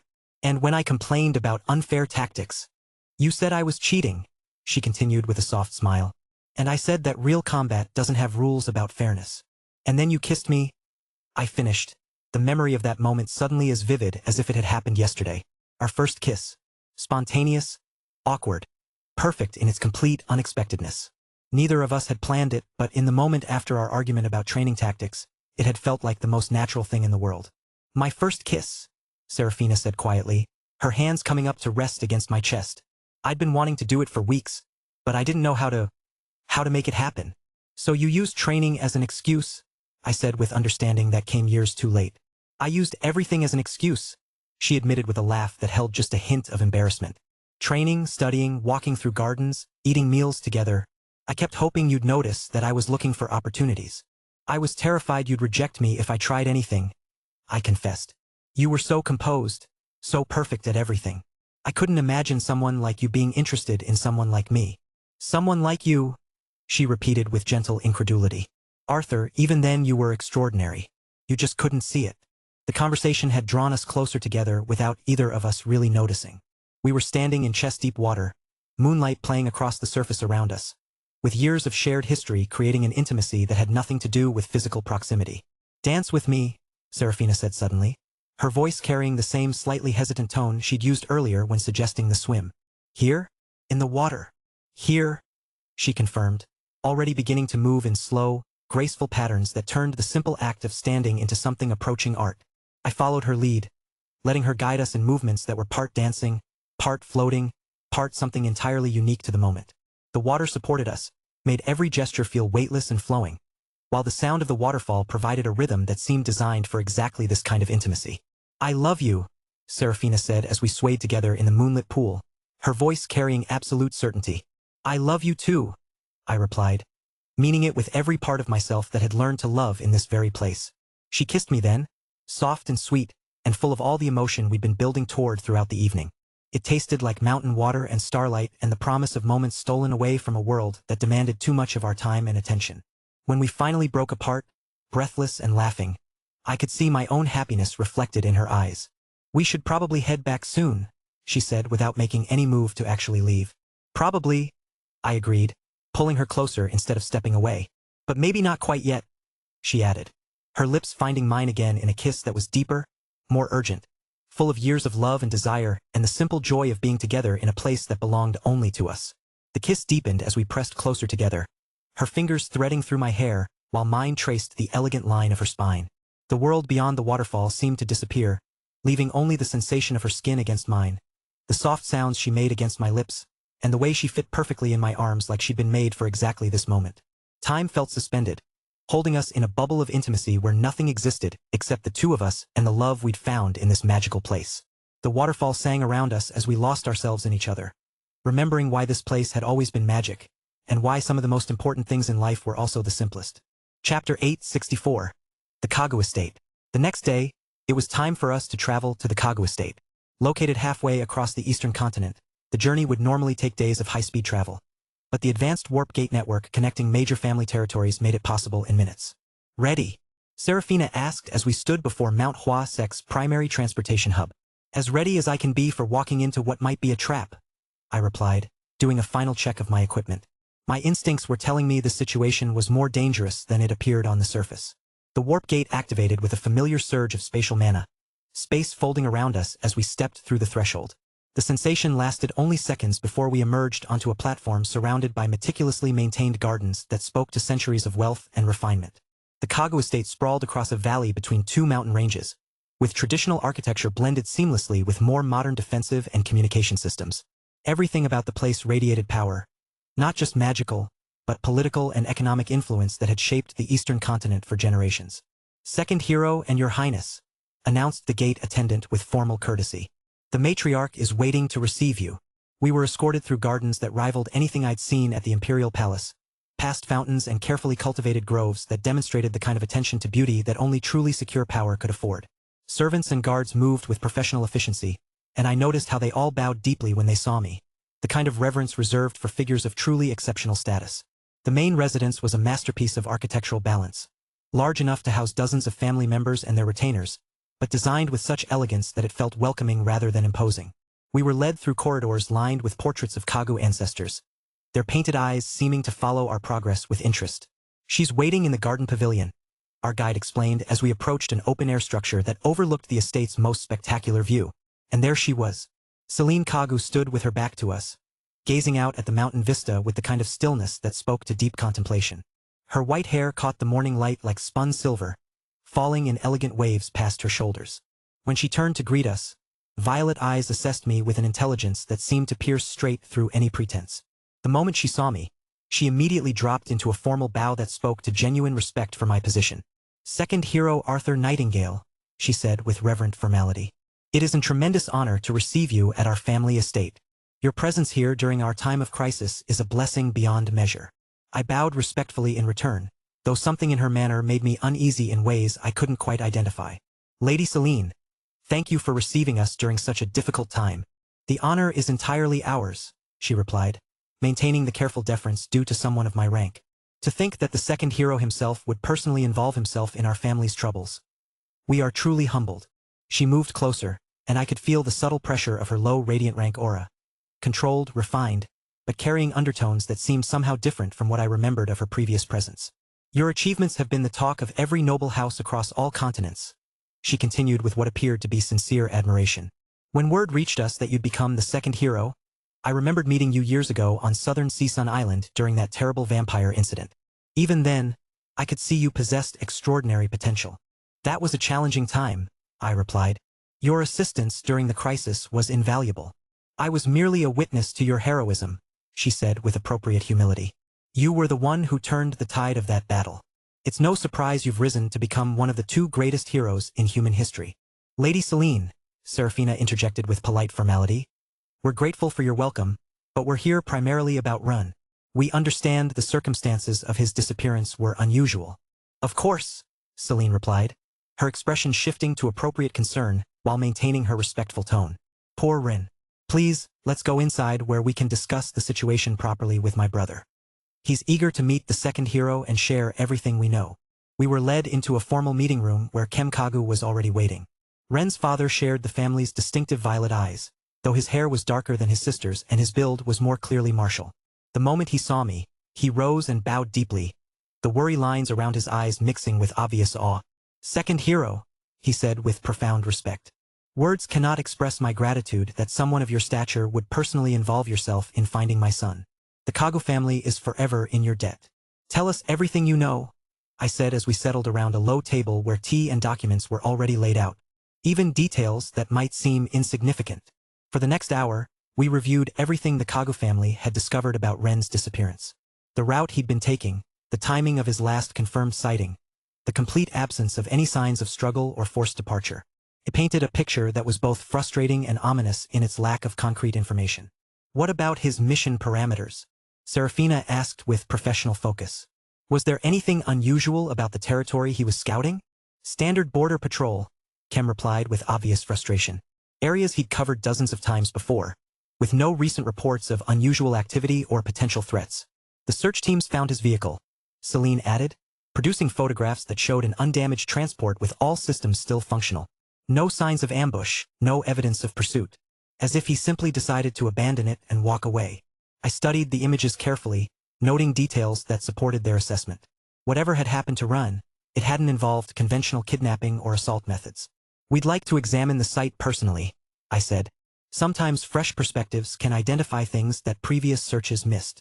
Of course, Kem agreed immediately. Whatever the second hero requires, we will provide. I'll give you detailed maps and coordinate with our search teams to ensure you have complete access. If I may be so bold, Celine interjected with careful deference. Might I accompany you to the site? I know those territories well, and perhaps having family present could be helpful if you discover anything significant. The offer was logical and politely made, but it triggered every warning instinct I developed over years of navigating dangerous situations. Something about Celine felt wrong, not obviously so, but in subtle ways that made me want to keep her where I could observe her rather than allowing her to operate independently. That would be helpful, I replied with careful neutrality. Your local knowledge could be valuable. 2 hours later, we were airborne in one of the Kagu family's high-speed aircraft, heading toward the region where Run had vanished. Celine had changed into practical traveling clothes that didn't diminish her elegance, and she seemed genuinely concerned about finding her nephew. But I couldn't shake the feeling that something about her was fundamentally wrong. The search site was exactly as described, a stretch of relatively open terrain near the border between Kagu lands and neutral territories. Ren's vehicle sat where the search teams had found it, preserved as evidence but yielding no additional clues to conventional investigation. The search teams covered a 5-kilometer radius, Kem explained as we stood beside the abandoned transport. Ground teams, aerial reconnaissance, even magical detection specialists. Nothing. I activated my enhanced senses, pushing my perception beyond normal human limits to scan for traces that others might have missed. The gray had sharpened my understanding of how energy flowed through living systems, making me more sensitive to disturbances in natural patterns. For several minutes, I found nothing that hadn't already been cataloged by the search teams. Then, at the very edge of my enhanced range, I detected something that made my blood run cold. A trace of energy that felt familiar in the worst possible way. Arthur, Serafina asked, noting my sudden tension. What is it? I moved toward the source of the disturbance, following a trail that was barely perceptible even with my enhanced capabilities. The energy signature grew stronger as I approached a seemingly unremarkable section of grassland about 200 meters from the vehicle. Here, I said quietly, kneeling to examine the ground more closely. This was a sickening energy I was all too familiar with. The power of a calamity. Chapter 865. Beyond 9-star 1. Here, I said quietly, kneeling to examine the ground more closely. This was a sickening energy I was all too familiar with. The power of a calamity. But not just any calamity. As I focused my enhanced senses on the lingering traces, the specific signature became unmistakable. The twisted malevolence, the crushing weight of powerful miasma, the particular resonance that had haunted my nightmares for months after our first encounter. The heavenly demon. Arthur. Seraphina's voice carried sharp concern as she noticed my expression. What is it? I stood up slowly, my mind racing through possibilities that didn't make sense. This energy. It's from the heavenly demon. That's impossible, Seraphina said immediately. You killed Gideon months ago. I destroyed the body aspect, I corrected grimly, staring at the ground where traces of that familiar malice still lingered. But the heavenly demon exists as 3 separate aspects: body, mind, and soul. The mind and soul aspects should be contained within Jack's consciousness. Should be? Celine asked, moving closer with what appeared to be genuine confusion. You mean they might not be? I extended my senses deeper into the lingering energy traces, searching for any signature that might belong to Jack. His presence had always carried a distinctive flavor, determination mixed with barely controlled fury, the specific resonance of someone who'd spent years fighting against the corruption trying to consume him from within. But this energy carried none of Jack's characteristics. This isn't Jack's energy, I said with growing alarm. This is pure heavenly demon essence, but it's not coming from either of the aspects I know about. Could there be more divisions of the aspects than you originally thought? Kem suggested with the kind of careful hope that came from grasping at any possibility that might explain his son's disappearance. Maybe, I admitted, though the idea made my stomach clench with dread. Or maybe something has changed about the aspects that were supposed to be contained. The trail of dimensional energy was growing fainter with each passing hour, but it was still detectable if I focused completely on following its path. Whatever had created the spatial distortion that took Rin, it had left just enough residual signature for someone with my capabilities to track. We need to follow this, I said with grim determination, before the trail disappears completely. Is that safe? Celine asked with what seemed like appropriate concern. If we're dealing with calamity-level entities. Nothing about this situation is safe, I replied honestly. But Run is out there somewhere, and this is our only lead to finding him. We spent the next 2 hours following the fading trail across increasingly desolate terrain. The energy signature led us away from the main roads and established paths, into wilderness areas that felt somehow wrong in ways I couldn't immediately identify. The landscape itself seemed subtly corrupted, not obviously so, but plants grew in patterns that defied natural order, water sources carried undertones that made my enhanced senses recoil, and the very air felt thick with malevolent presence. This place feels diseased, Seraphina observed as we climbed a rocky outcropping that offered a better view of the surrounding area. Tainted? I agreed, noting how even the stone beneath our feet carried traces of the same miasma we'd been tracking. Whatever happened here, it's been affecting the environment for some time. Months? Kem asked with growing dread. Maybe longer, I replied, studying the extent of the corruption. This level of environmental contamination takes time to develop. The trail led us to what appeared to be a natural amphitheater. A circular depression in the landscape surrounded by jagged rocks that formed an almost perfect ring. But as we approached the center of the formation, I could feel dimensional energy growing stronger rather than weaker. Here, I said, stopping at what seemed to be an unremarkable patch of ground. This is where the trail ends. I don't see anything, Celine said, studying the area with obvious confusion. Neither do I admitted, kneeling again to examine the space where the energy signature was strongest. But something is definitely here. I placed my hands against the ground and let gray energy flow through my palms, using it to probe the dimensional fabric that overlay normal reality. For several moments, nothing happened. Then, gradually, I began to sense something that shouldn't have been possible. There's a gap, I said with growing amazement. A tear in dimensional space that's been concealed somehow. Can you open it? Seraphina asked. I think so, I replied, though I wasn't certain what we might find on the other side. But we have no idea what we'll be walking into. Ren could be in there, Kem said with desperate hope. If there's any chance of finding him. I nodded with understanding, then began the delicate process of using gray energy to widen the dimensional tear. It was incredibly difficult work. Whatever force had created this hidden gateway had also put significant effort into keeping it sealed. Gray energy flowed through my hands in carefully controlled patterns, finding the spaces between stable reality and whatever lay beyond.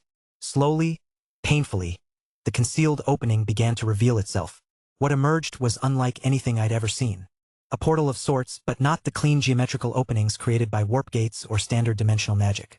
This was something organic, pulsing, with edges that seemed to writhe like living tissue. The energy radiating from beyond the opening was overwhelming. Not just powerful, but wrong in ways that made my enhanced senses scream warnings. "Arthur," Seraphina said with growing alarm. "Maybe we should." What had been a carefully opened gateway became a hungry void that began pulling everything nearby toward its depths. "Grab onto something," I shouted, but it was too late. The suction was too strong, too sudden. I felt my feet leave the ground as the portal's pull overwhelmed gravity itself. Seraphina's hand found mine just before we were both drawn inexorably toward the writhing opening. The last thing I saw before we crossed the threshold was Celine and Kem staring after us with expressions of shock and horror, too far away to be caught by the portal's influence. Then reality twisted around us, and we were falling through dimensional space that felt like being turned inside out while drowning in cosmic horror. We emerged on the other side with bone-jarring impact, tumbling across ground that felt wrong beneath us. The air was thick and oppressive, carrying scents that shouldn't exist and sounds that hurt to hear. I helped Seraphina to her feet, both of us looking around at our surroundings with growing disbelief. We stood in what appeared to be a vast underground chamber, but the architecture was unlike anything from Earth's civilizations. The walls curved impossibly, covered in patterns that hurt to look at directly. Crystalline formations jutted from floor and ceiling, pulsing with sickly light that revealed more details than I wanted to see. And everywhere, permeating everything, was the overwhelming presence of power that transcended normal classification. "Arthur," Seraphina said quietly, her voice carrying the kind of careful control that meant she was fighting not to panic. "What is this place?" I extended my enhanced senses, trying to understand the nature of whatever we'd stumbled into. The energy signatures were staggering, not just powerful, but operating on scales that made calamity-level threats seem manageable by comparison. "This is a dungeon," I said slowly, as understanding dawned with sickening clarity. "But not a normal one." "What do you mean?" she asked, though something in her voice suggested she already suspected the answer. I looked around at the impossible architecture, at the crystalline formations that pulsed with power beyond mortal comprehension, at the very air that seemed thick with malevolent intelligence. "This is a dungeon far beyond 9-star classification," I said with grim certainty. "We're looking at something that shouldn't exist on Earth." Chapter 866. Beyond 9-star 2. The dungeon stretched out before us like something from a nightmare designed by a mad architect. Every surface seemed to pulse with its own malevolent life, and the air itself felt heavy with ancient power that made breathing difficult.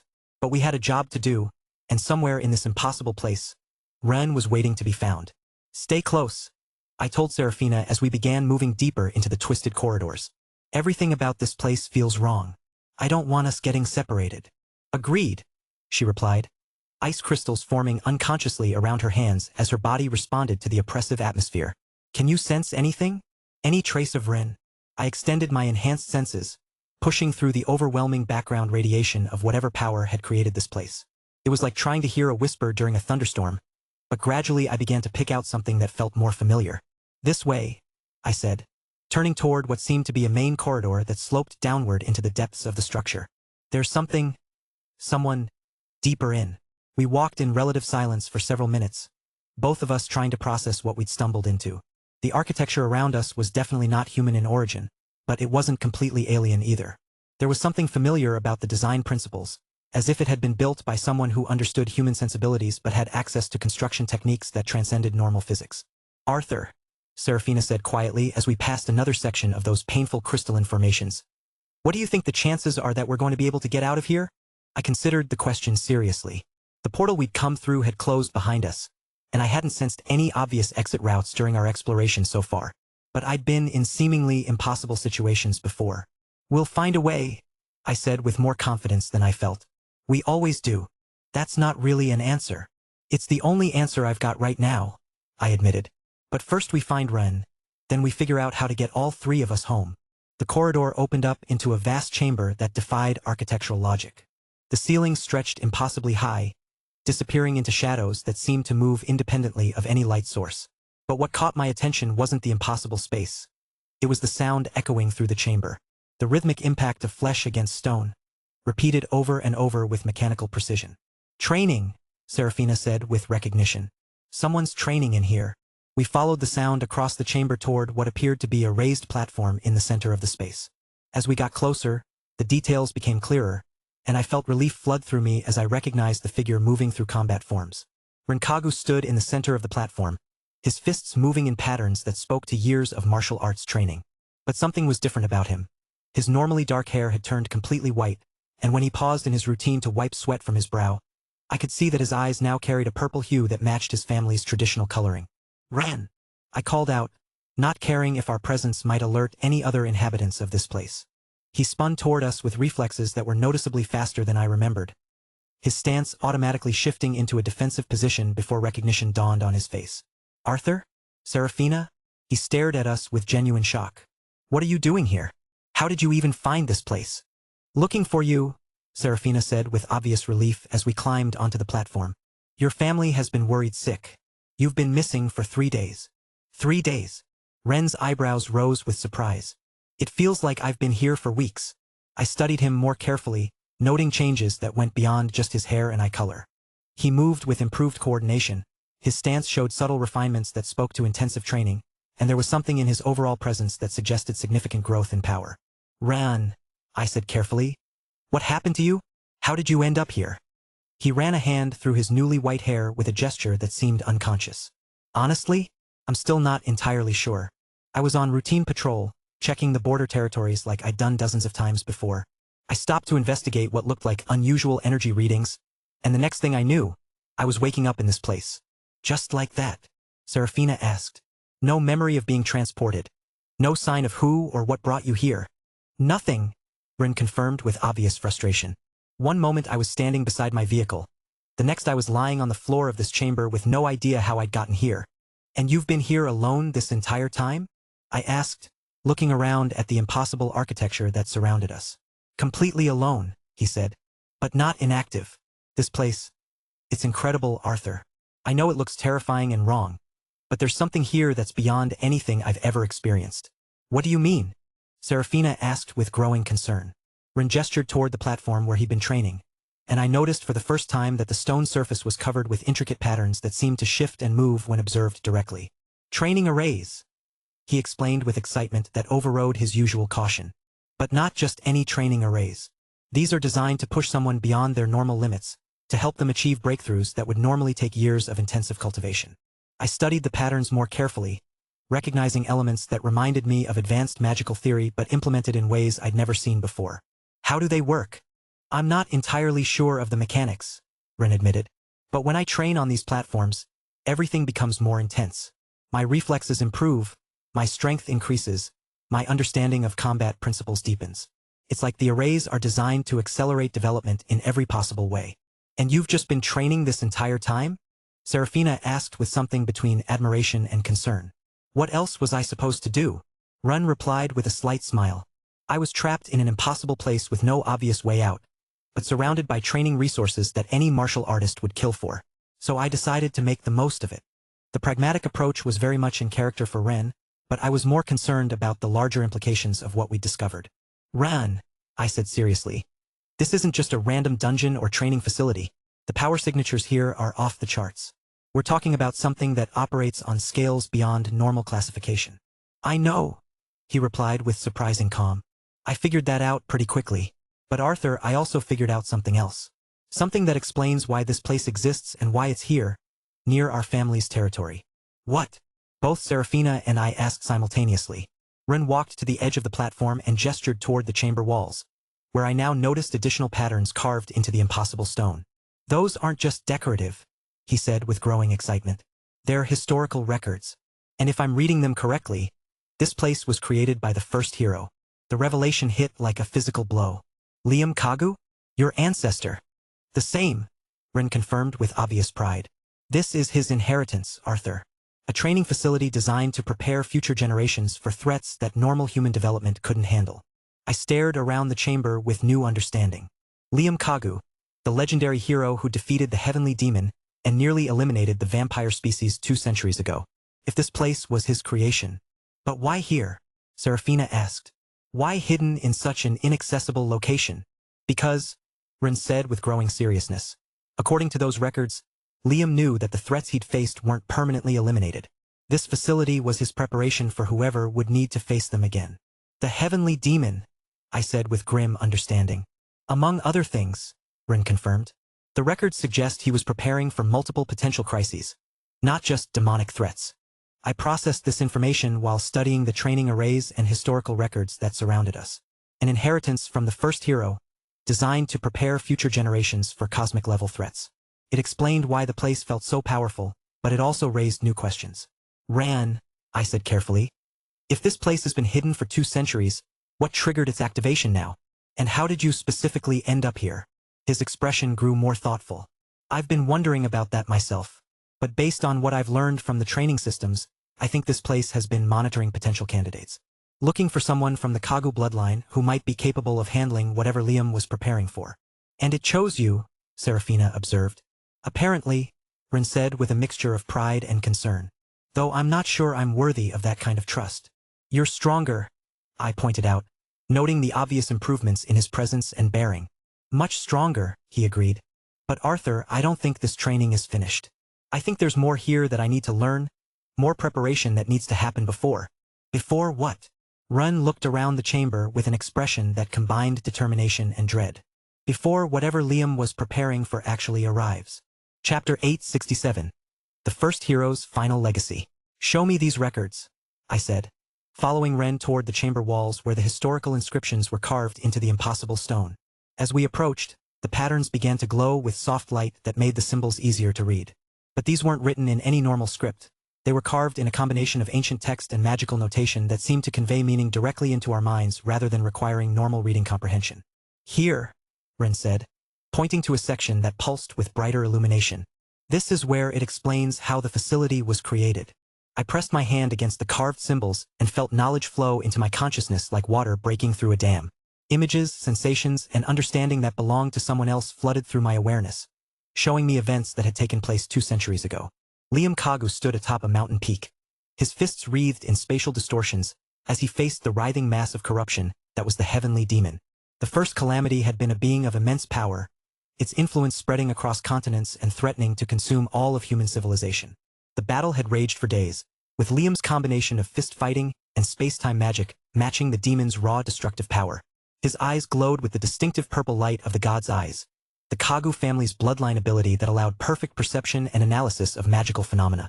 Time dilated around his strikes as he compressed seconds into microseconds, allowing him to land dozens of blows in moments. Space folded to his will, letting him appear behind the demon even as it tried to retreat. Gravity amplified his attacks, each punch carrying the weight of collapsing stars. He was high radiant rank, I said with growing understanding. Stronger than Gideon, but still within normal power classifications. But watch what happens next, Ren replied with grim intensity. The carved symbols pulsed with new information, showing me the moment when Liam realized victory would cost him his life. The heavenly demon's corruption had spread too far through his body during their extended battle. Even as he landed the killing blow, he was dying. But worse than his own death was what he witnessed in the demon's final moments. As the heavenly demon's physical form dissolved under his space-enhanced fist strikes, Liam's god's eyes revealed something horrifying. The entity wasn't truly dying. Instead, it was fragmenting itself, dividing its essence into separate aspects that scattered in different directions. He saw it splitting apart, Serafina said with awe as she touched another section of the wall. Mind, body, and soul, 3 distinct pieces of the original calamity. The implications were staggering. Liam hadn't just faced a powerful enemy. He confronted a being whose nature made permanent victory nearly impossible. The heavenly demon could be defeated, but its fundamental essence would always seek to reunify. So in his final moments, he made a choice. I realized as more understanding flowed through the carved records. Instead of simply dying, he used his remaining life force and spatial magic to create this place. The knowledge showed me Liam's final technique, a combination of space-time manipulation and his own life essence that created stable dimensional anchor points. Using his mastery over spatial magic, he had folded reality around his dying moments, creating a pocket dimension that could exist outside normal time flow. This entire facility exists in compressed space-time, Rin said with growing excitement. Powered by Liam's final use of his spatial magic and sustained by the dimensional techniques he developed. I moved to another section of the wall where the symbols seemed to resonate with my own spatial abilities. When I made contact, a flood of information hit me about Liam's spacetime magic techniques. The records showed me how Liam had developed methods that seamlessly blended martial arts with spacetime manipulation. His punches could strike across folded space, His defensive movements could redirect attacks through temporal shifts, and his footwork could manipulate gravity to enhance mobility. His fist unity, I said as the knowledge crystallized. He achieved perfect integration between his fighting style and his spatial magic. Like my sword unity, but focused on hand-to-hand combat. But what made him truly formidable was the combination of these techniques with his bloodline gift. The god's eyes weren't just enhanced vision. They were a complete magical analysis system that could perceive the fundamental structure of any magical phenomenon, exclusive to the Kagu bloodline. The training platforms, I realized, studying the knowledge transfer systems with new understanding. They're designed to teach Liam's space-time magic methods. And for you, Ren, they can help develop the god's eyes since you have the bloodline. Not just teach, Ren corrected with appreciation for his ancestors' foresight. They provide direct experience of how those abilities should function. Compressed learning that would normally take decades. I studied another section of the records that dealt with the threats Liam had foreseen. The fragments showed creatures and entities that operated on scales similar to the heavenly demon.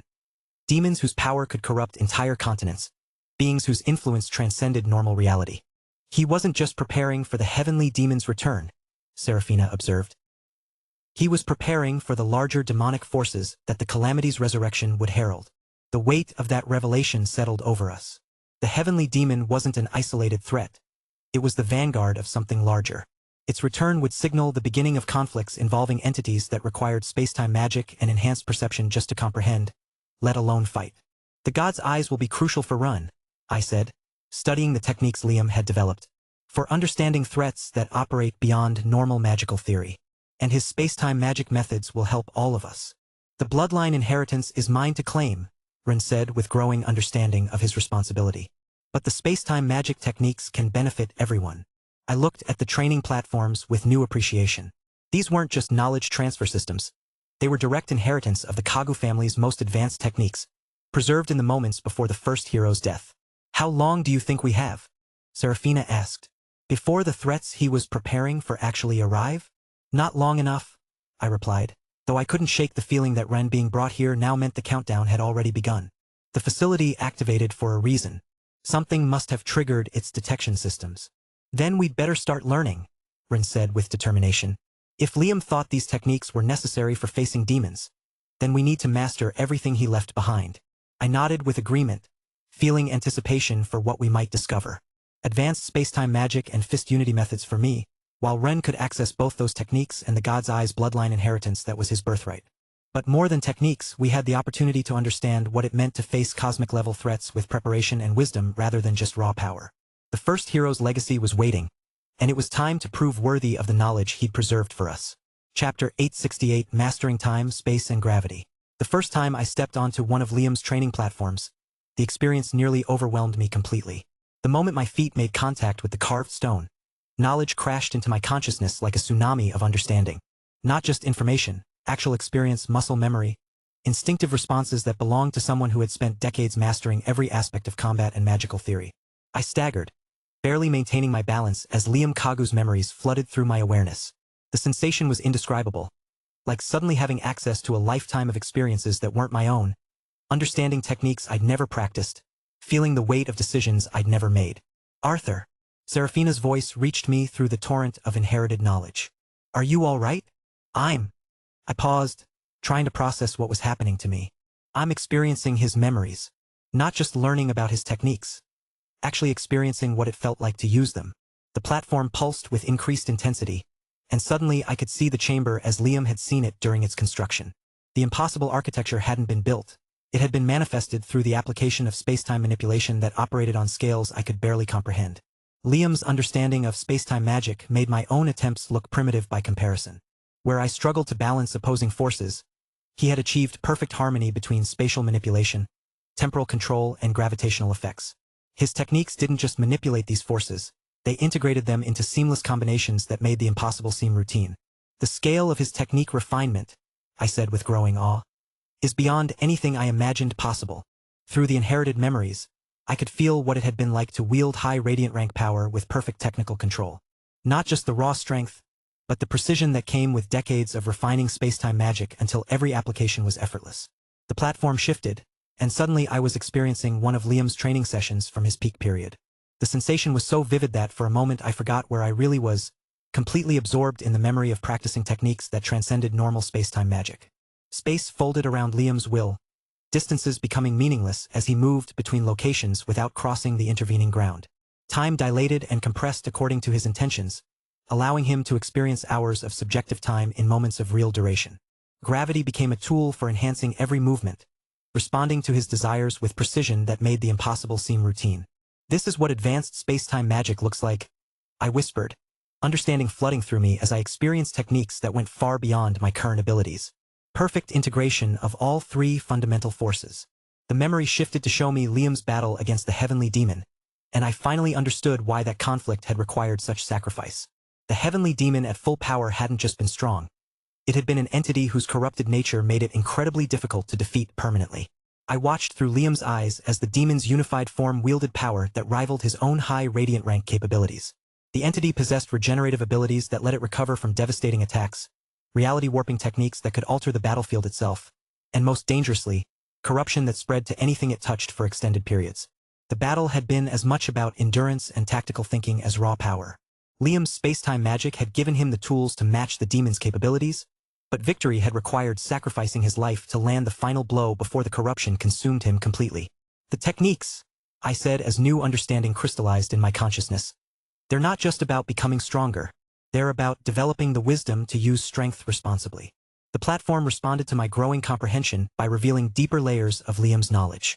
I found myself experiencing his struggles with the temptations that came with divine rank power, the constant choice between using his capabilities for personal benefit versus cosmic responsibility.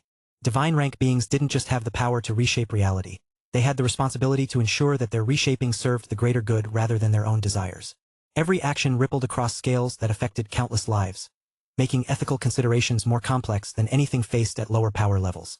But beyond the technical aspects, Liam's memories showed me practical applications that revolutionized my understanding of what space-time magic could accomplish. I watched him create pocket dimensions not through brute force manipulation of space-time, but by finding natural weak points in dimensional barriers and carefully expanding them. He demonstrated time manipulation that didn't violate causality but instead worked within cosmic laws to achieve effects that appeared impossible. Most remarkably, he showed me how gravity could be used not just as a tool for combat or transportation, but as a means of achieving perfect balance in all applications of power. Gravity wasn't just a force. It was the universe's method for maintaining equilibrium, and understanding that principle was key to wielding any ability without causing unintended consequences. "Show me," I said to the platform, feeling ready to attempt some of the space-time techniques I'd experienced through Liam's memories. The response was immediate. Knowledge flowed into my hands as I began practicing the space manipulation techniques that Liam had perfected. Instead of forcing reality to bend to my will through gray energy, I learned to find the natural flex points where space was already unstable and gently encourage it to adopt the configuration I desired using more conventional spatial magic. The difference was remarkable. Where my previous attempts at spatial manipulation had relied heavily on gray energy's unique properties, Liam's methods achieved similar effects through refined understanding of how space-time naturally behaved. It wasn't about overwhelming reality. It was about understanding reality well enough to work with it rather than against it. "Arthur," Ren called from another platform where he was practicing combat forms that incorporated his newly white hair into complex defensive patterns. "What exactly are you doing over there?" "Learning to manipulate space properly," I replied, successfully creating a small pocket dimension that could hold objects in suspended animation. Turns out I've been approaching it completely wrong. Time manipulation proved even more challenging. Liam's memories showed me techniques for creating temporal bubbles where different rates of time flow could coexist, but the precision required was staggering. I managed to create a small area where time moved at half its normal rate, then gradually learned to adjust the ratio with increasing precision. The sensation was strange, watching the world outside the bubble move in slow motion while experiencing normal time within the affected area. "Incredible," Serafina said, observing my progress from her own training platform. "You're achieving effects that should require years of development." "Liam's knowledge," I explained, expanding the temporal bubble to include both of them. "I'm not just learning new techniques. I'm inheriting understanding that took him decades to develop." The gravity manipulation proved most intuitive, probably because it related most closely to my existing understanding of gray energy's balance principles. Liam's memories showed me how gravitational fields could be shaped not just to move objects, but to create zones of perfect stability where other forces could operate without interference. I practiced creating gravity wells that could contain explosive effects, gravitational fields that enhanced precision rather than just providing force, and most remarkably, techniques that used gravity to harmonize conflicting magical energies. This is how high-level radiant rank fighters maintain control. I realized as I successfully demonstrated a technique that used gravitational fields to balance opposing magical forces. Not through raw power, but through perfect understanding of how different forces interact. Hours passed in intensive practice as I absorbed more of Liam's knowledge and learned to apply it through my own capabilities, integrating his space-time magic techniques with my unique gray energy. The platform seemed to adjust its teaching methods to my learning style, providing exactly the right combination of theory and practical experience to maximize my development. But perhaps most importantly, I began to understand what Liam had meant about the responsibility that came with great power. Every technique he developed included safeguards and limitations designed to prevent unintended consequences. High Radiant rank power wasn't just about capability, it was about the wisdom to know when and how that capability should be used. As I practiced a particularly complex space-time manipulation that created a stable portal between distant locations, I felt something fundamental shift in my understanding of my own potential. I wasn't just becoming stronger. I was learning what it meant to be worthy of the strength I sought. And somewhere in the depths of the inherited memories, I could sense Liam's approval of the progress I was making. Chapter 869, Mastering of Fundamentals. Days blended together in Liam's training facility as we pushed ourselves beyond what we thought possible. The knowledge inheritance from the platforms was unlike anything I'd ever experienced, absorbing decades of refined technique and understanding in hours of intensive practice. My space manipulation had improved dramatically from what it had been before. Where I'd once created functional but crude spatial tiers, I now learned Liam's methods for finding natural weak points in dimensional barriers and working with them instead of forcing my way through. The efficiency difference is incredible, I said, creating a stable portal between 2 points in the chamber that used half the energy my previous methods required. Same result, much cleaner execution. The techniques Liam had developed were refinements of abilities I already possessed, but his 2 centuries of experience showed me applications I'd never considered. Instead of just teleporting or creating spatial storage, I could now fold space in complex patterns that allowed for tactical advantages I'd never imagined. Time manipulation was where I saw the most improvement. My previous attempts had been functional but limited, basic acceleration and deceleration effects that were useful but not particularly sophisticated. Liam's methods showed me how to create temporal bubbles with precise control over the rate differentials. Watch this, I said, creating a zone where time moved at exactly half speed while maintaining perfect stability at the boundaries. No energy bleeding, no temporal distortions. Just clean, controlled time manipulation. The key was treating temporal fields like any other magical construct, something that required precision and understanding rather than brute force. Liam's memories showed me how to weave time effects that were stable, sustainable, and didn't create the headaches that had plagued my earlier attempts. Gravity magic saw similar improvements. I'd always been decent with gravitational effects, but Liam's techniques showed me applications that went far beyond simple attraction and repulsion. Gravity could be shaped, layered, and used to create zones of perfect balance where other magical effects operated more efficiently. This is incredible, I said as I practiced one of Liam's advanced techniques that layered multiple gravitational fields in complex interference patterns. He could create gravity wells that pulled opponents into the exact trajectory needed for follow-up attacks, while simultaneously using counter-rotating fields to destabilize their defensive positioning. The combination of improved space, time, and gravity magic with my existing gray energy created possibilities I was only beginning to explore. Gray energy's unique properties for existing between opposing states worked incredibly well with Liam's refined techniques for manipulating fundamental forces. Arthur, Serafina called from her own training platform, how much improvement are you actually seeing? Significant, I replied honestly. Not learning new abilities, just getting much better at using the ones I already have. What about you? Serafina had been focusing on her ice magic, working with knowledge from the platforms that showed her applications she'd never considered. Her ice crystal jade body was responding to the training in ways that suggested she was approaching some kind of breakthrough. My control has improved dramatically, she said, creating ice formations that held complex internal structures. But more than that, I'm starting to understand what ice magic actually represents. She demonstrated by creating a crystalline matrix that could store and redirect magical energy with perfect efficiency. The ice wasn't just frozen water. It was a medium for imposing order and structure on chaotic magical forces. Ice is about preservation and organization, she continued, her eyes bright with new understanding. Every crystal formation is a way of taking random molecular motion and organizing it into perfect patterns. The implications were fascinating. Where my improvements focused on refining techniques I already knew, Serafina was discovering entirely new ways to think about her elemental affinity. Her ice magic was evolving beyond simple temperature control into something approaching structural manipulation. I can feel my ice crystal jade body changing, she said, frost patterns spreading across her skin in response to her heightened emotional state. like it's preparing for something more significant than just enhanced ice magic. I watched her work through increasingly complex ice formations, noting how her power signature was fluctuating in ways that reminded me of advancement preparation. The training platforms seemed to be guiding her toward some kind of breakthrough that would fundamentally change her capabilities. Breakthrough preparation?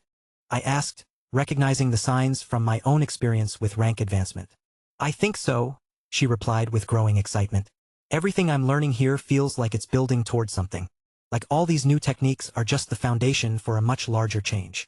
The platform beneath her feet was responding to her increased power output with enhanced training scenarios. Instead of just providing knowledge, it was beginning to challenge her with practical applications that pushed her developing abilities to their limits. The facility recognizes when someone is ready for advancement, I observed, noting how the chamber's ambient energy was shifting to support her development. It's preparing specialized training for your breakthrough attempt. Good, she said with determination.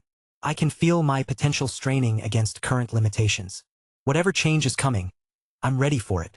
While Serafina worked toward her breakthrough, Run had been focusing on his own development path. His training concentrated on integrating the God's Eyes bloodline ability with Liam's fist fighting techniques and space-time magic.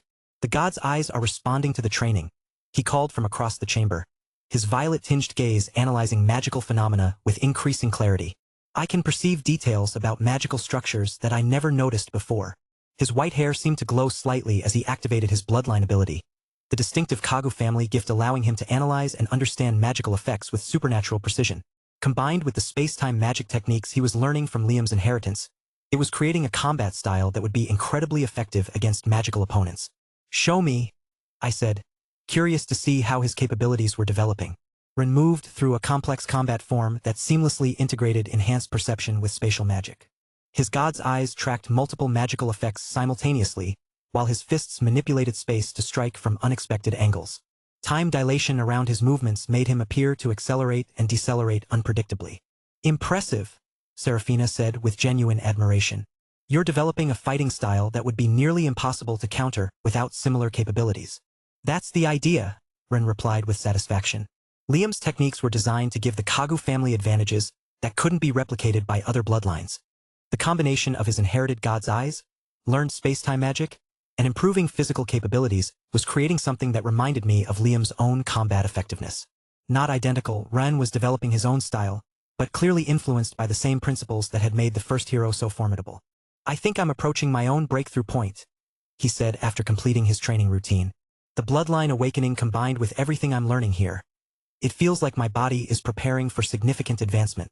Both of my companions were showing signs of impending rank advancement, while my own improvements focused on refining abilities I already possessed. It was exactly what this facility had been designed for, preparing individuals to face threats that required capabilities beyond normal human limitations. We should coordinate our advancement attempts, I suggested, noting how the training platforms were beginning to reconfigure themselves for breakthrough support. If both of you are going to attempt Radiant rank breakthroughs, having backup available could be important. Agreed, Serafina said with practical concern. Rank advancement always carries risks, especially when attempting to jump from Immortal to Radiant level.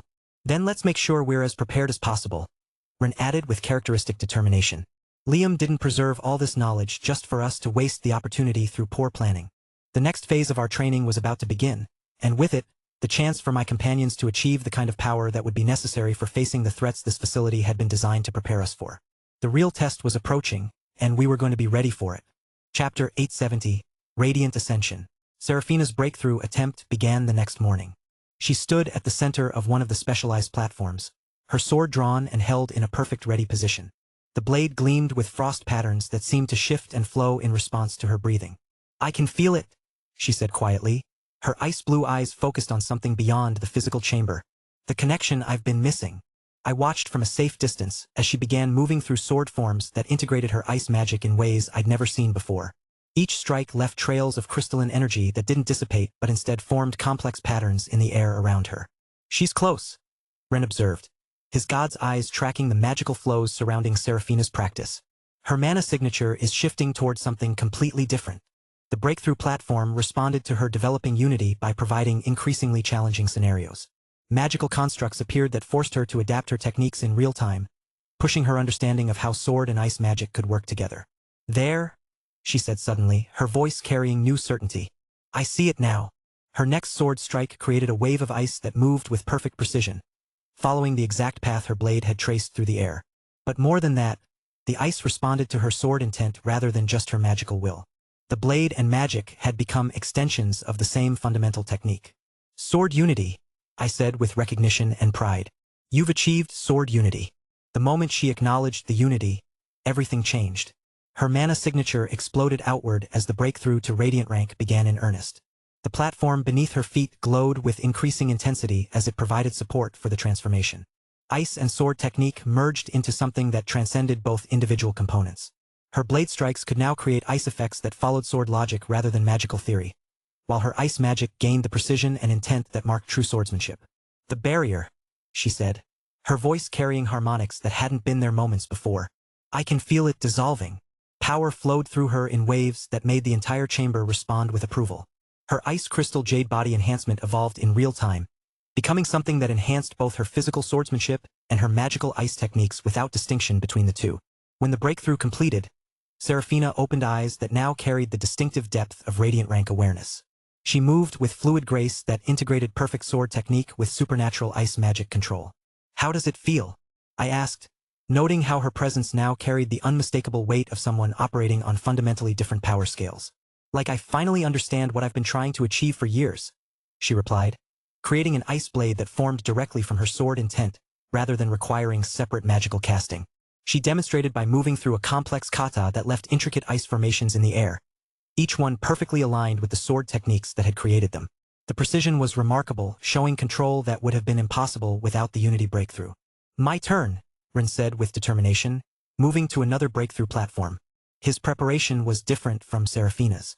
Where she had focused on integrating sword and magic, Ren's path involved achieving perfect harmony between his enhanced physical capabilities and his space-time magic.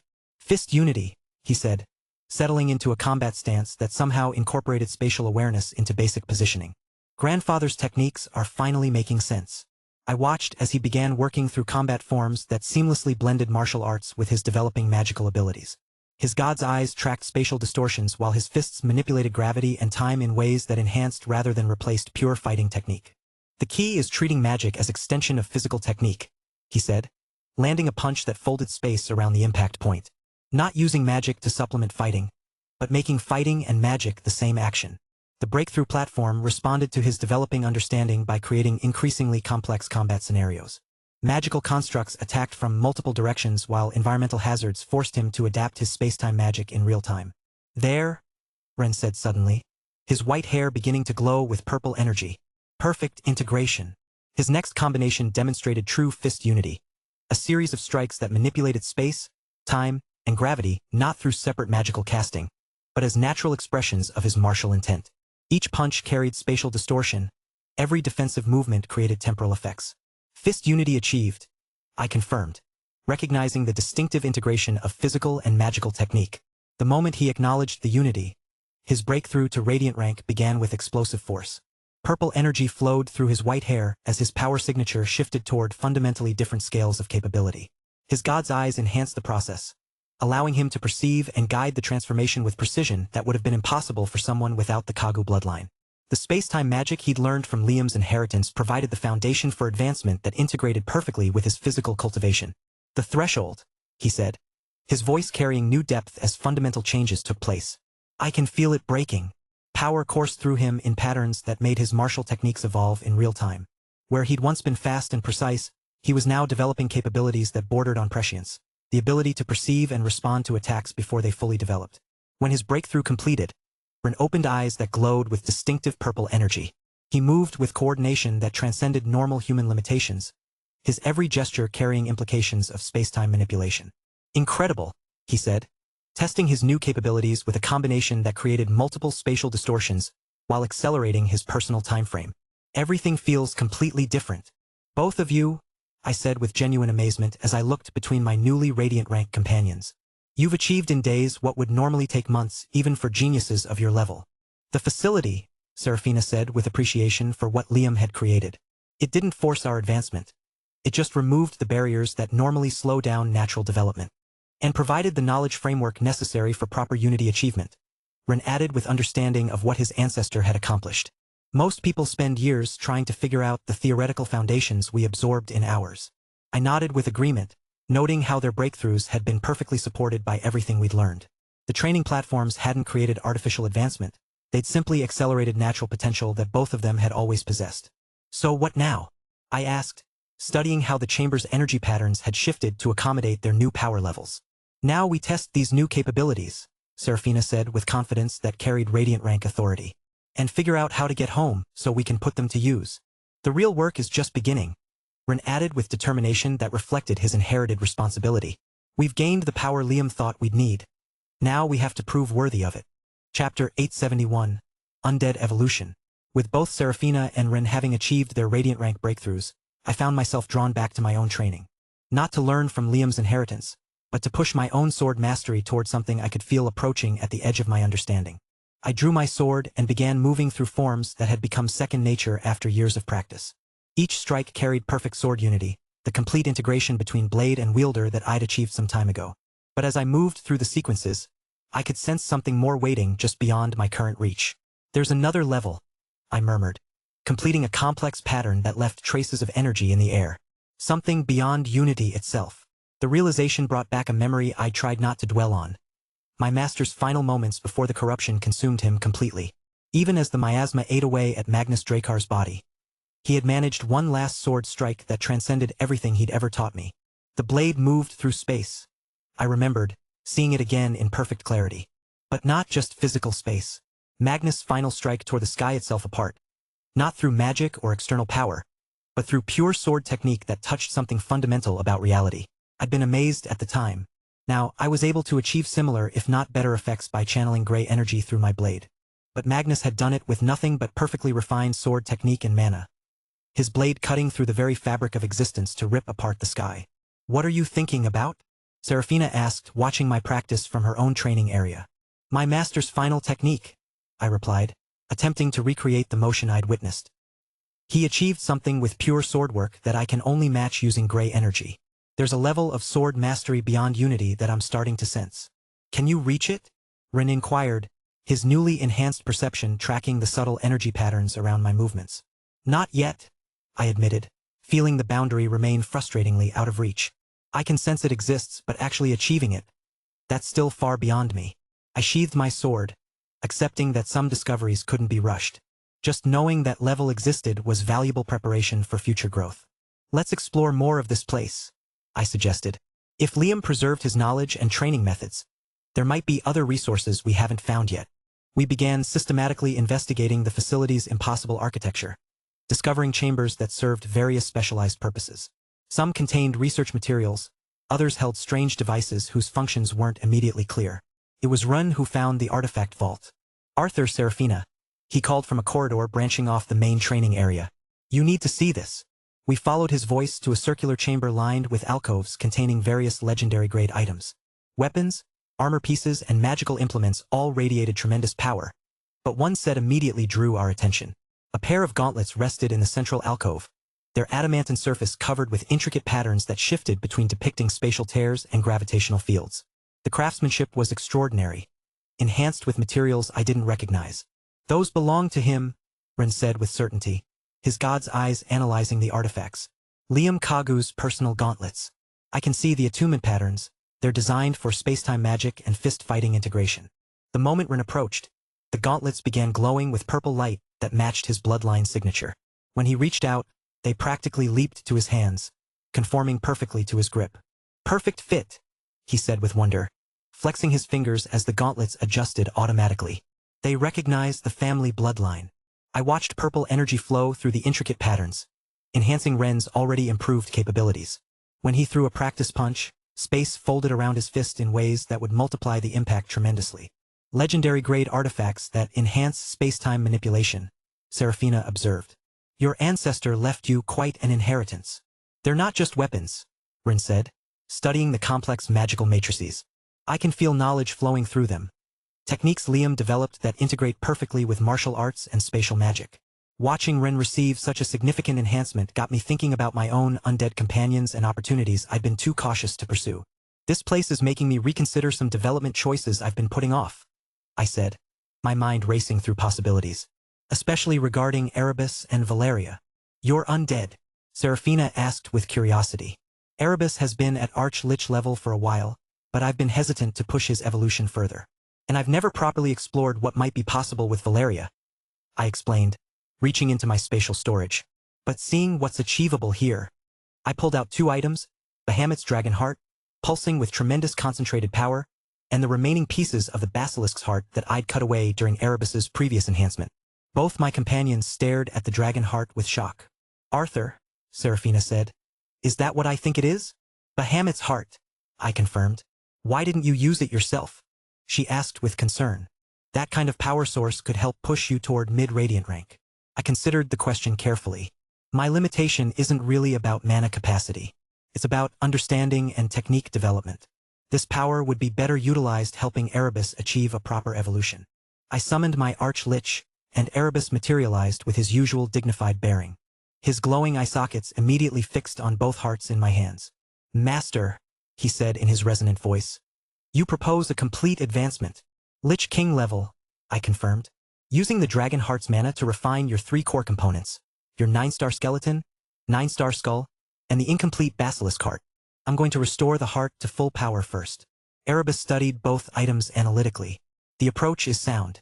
My skeletal frame and skull require further refinement to properly support Lich King status, while the heart needs completion. I carefully began reattaching the cut portions of the Basilisk's heart to Erebus's chest cavity, using precise mana manipulation to restore the organ to its original configuration.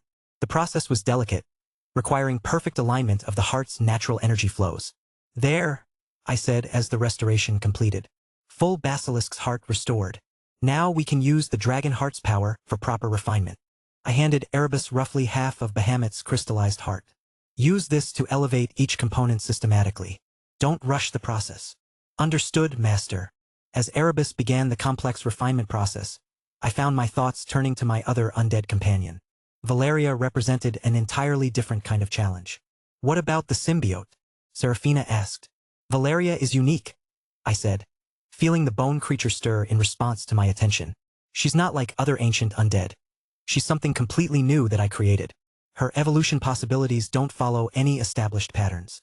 I had created Valeria through a process that had never been attempted before, combining various elements in ways that produced something unprecedented. Unlike Erebus, who followed known undead advancement paths despite being ancient undead himself, Valeria was genuinely one of a kind with no precedent to guide her development. How do you evolve something that has no precedent? Ren asked practically. That's what I need to figure out, I replied, watching energy begin to flow through Erebus as he started refining his skeletal structure.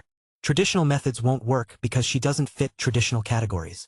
Valeria emerged from my shadow, taking her humanoid bone form as she responded to my focused attention. Her hollow eye sockets regarded me with intelligence that had grown considerably since her creation. She's not just bonded to me, she's evolved alongside me, I observed, studying her elegant structure. Her growth has been organic, responding to our shared experiences. But since I reached Radiant rank, her growth stopped. So her evolution would need to be equally organic? Serafina suggested. Possibly, I said, feeling pieces of understanding beginning to align. But there's something specific about her nature, about how she was created, that suggests a particular direction. A surge of power from Erebus drew our attention as his skeleton began glowing with refined energy. The ancient undead was systematically elevating each component, using the Dragon Heart's power to push his physical form beyond its current limitations. The refinement is proceeding well, Erebus reported, his voice carrying new harmonics as his skull underwent enhancement. Each component is approaching the threshold for Lich King status. I nodded with satisfaction, then returned my attention to Valeria. As I contemplated her unique nature and the circumstances of her creation, a sudden flash of insight struck me. I know what needs to be done, I said quietly, understanding crystallizing in my mind. Not just how to evolve her, but what kind of evolution would be most appropriate for what she is. What do you mean? Serafina asked with curiosity. I looked at Valeria with new appreciation, seeing not just what she was now, but what she could become through the right approach. The solution wasn't about following established patterns or forcing artificial advancement. It was about understanding the fundamental nature of what I had created and helping it reach its true potential. I'll explain once Erebus completes his evolution, I said, watching as the Lich King transformation entered its final phase. But I finally understand what Valeria really is, and what she's capable of becoming. If you want access to fast updates or the full novel in high-quality audio, contact me now and buy. I offer over 300 complete audiobooks from Pocket FM, Webnovel, Audible, and more. No locked episodes, no subscriptions, just one-time payment via PayPal or Ko-fi. Message me directly on Telegram or WhatsApp, or check out the full list of available novels on Discord. Start listening to your next favorite audiobook today.